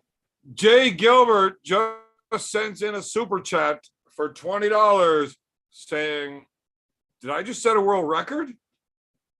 You set a record in my world. Right? Carolyn Looms also in with a super chat. She's back. She's back. 113 would have been nice, Tarzan. 9 hours away. I don't understand. I what don't that think Tarzan understands what that means. Nope. Right, because he doesn't actually internet. But he would find it Also hilarious. That's Either right. way, I would definitely like to thank Jay Gilbert for setting that new world record. Also, I really don't want to explain what 113 is. And Tim Chase, yes, that is actually a fact that Carolyn Looms is the only woman that watches this channel. When I go through the analytics and everything, I have a 99.9% male ratio. I'm sorry, Evan, but like, where the fuck is Carolyn? Can I talk to her? Can we get her in on this chat? Where's the cup? I mean, if she just messaged me on Facebook, we could like send her the link. Yeah, verbally. But I would really rather her not, because I know what you're going to do, and that's definitely going to get me fucked over. I'm not going to the Algonquin status, Evan. I can be respectable. What if it turns out that she's a Mohawk? Well, then we can last for about 5 minutes. Right. So let's just maybe not do that. Maybe you guys could just like PM each other another time. Pork Chop wants Logan's OnlyFans. Hey, But I think Pork Chop's assuming that Logan's a minor. if you're listening to me talk right now, we can do docking. We can dock. Like we? Evan, you don't have a fucking fan or win the battle. Why did you protect yourself with your lighter? Are you I don't want anybody to see me lighting a smoke. It's illegal. Those motherfuckers. Goddamn liberals. Yeah.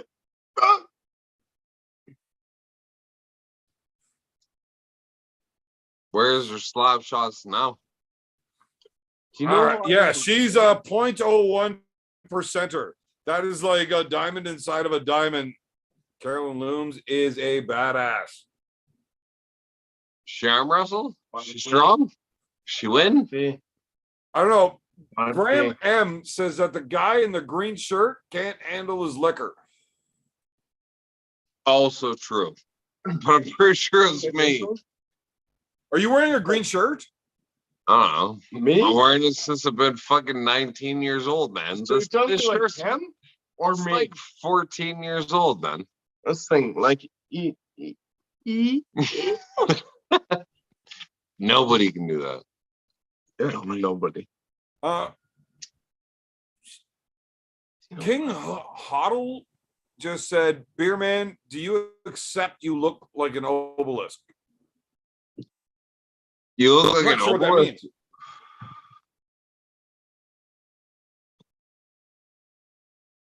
What the fuck's an obelisk?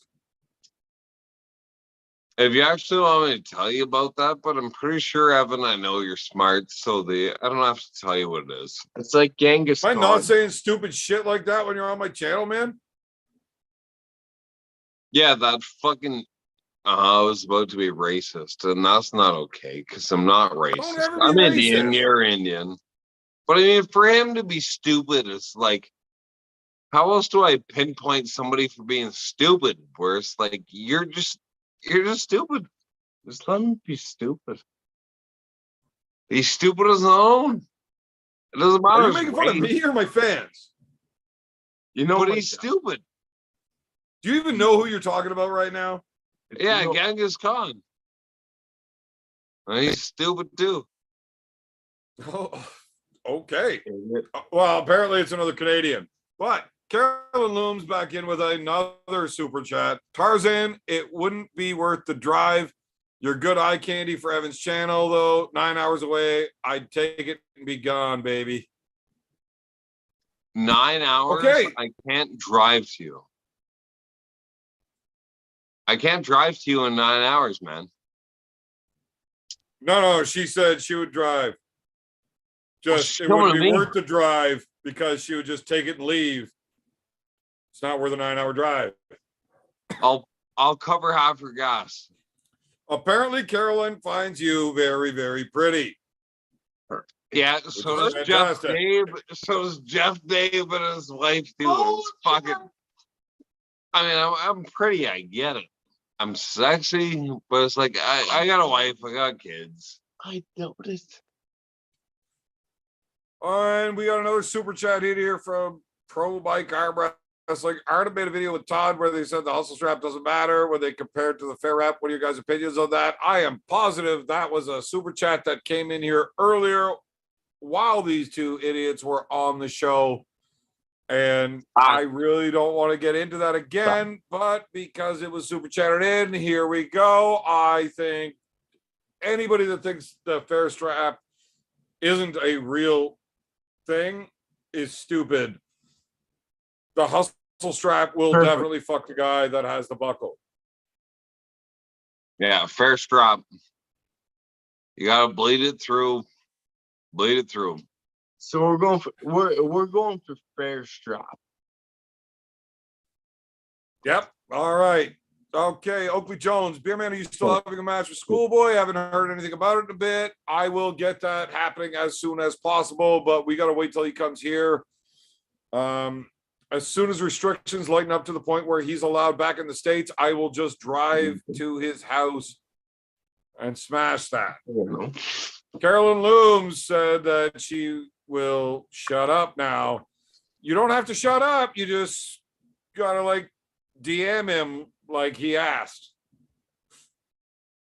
Yes, James Pork Burgoyne. chop, he is actually at home. He's just in the garage. So yeah, why would you guys bring Dave into this mess? Who the fuck is Dave? Jeff Dave. I love Jeff. Because Jeff Dave and his wife Gina thinks that James is just so cute. Oh yeah. And that was definitely Gina that said that.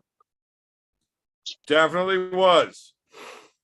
Also, the fucking dude love that's him. wearing the glasses looks like Trudeau. Nice. That is my favorite comment of the night. Fuck off. Probably voted for Biden too. Yeah, he looks like he'd be a drama teacher in the future. I mean, like, I like teaching kids. Settle down.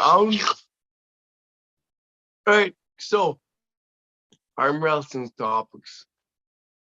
Who's gonna get a match between me? Nobody. Logan, I'm the best. Oh, you got a professional arm wrestler. do you even know how to arm wrestle? Barely. Barely. Me? No, Barely. I'm I'm a fucking great arm wrestler. I mean, he knows how to arm wrestle, but barely. I'm a great arm wrestler. So top 10. He can beat kids. Top 10. Top You 10. arm wrestle great, but I'm a great arm wrestler. I think that's a speech from somewhere. Andre. So we got Powers in the Andre. chat here. No, it's What's up, fucking beer Evan man? Gorman. What's your favorite beer? And my favorite beer is free. Bush? My second favorite is cold. My Bush. third favorite is open and in my Bush. hand. Bush. Evan, I do believe that you are the wisest beer drinker I have ever heard. So I had a very wise old man that's actually not that wise, but he is my dad, so I will say it anyways. Tell me You're not when I very was old like yet. very young. beer is an acquired taste, so you might as well acquire a taste for a cheap beer. It will save you a lot of money. I think He also said, Evan, you're an idiot and you'll never amount to anything. And I believed him. And I would never make a liar out of my daddy. And I will take that to the grave. To the grave. You're an idiot. I can't believe that people are saying in the comment section that Logan is the drunkest one when you can't even talk. I'm trying to make fun of your speech impediments of slurring without being able to talk myself. Yeah, but half of them are That's not American. true. They're American. American. They're not true. American. America. It's not true. Settle down. Right, yeah, they're American, so they don't even understand that our light beer is like 3 of their normal ones. What I'm saying, since birth, You like grow up. since birth. Well, apparently we've got a new troll account up on YouTube now, directly because of tonight's show. And its name is Levon's Fleshlight.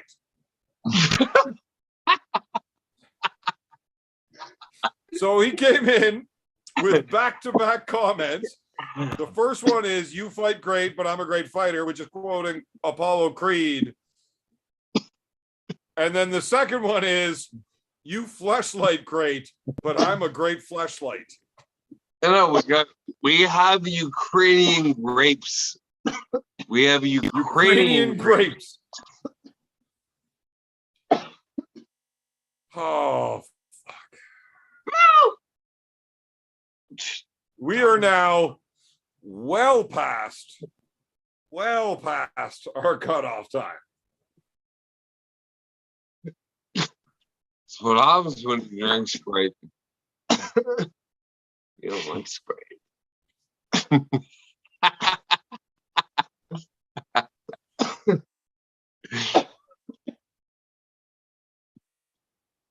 I don't even know what to do with you twos. All right.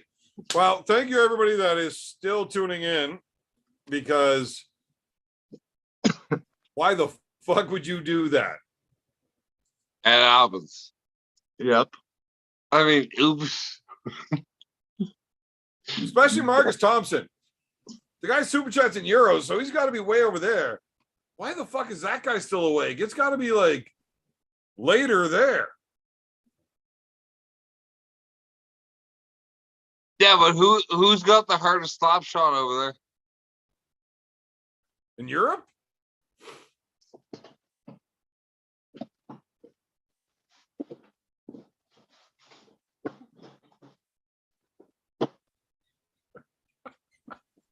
Now the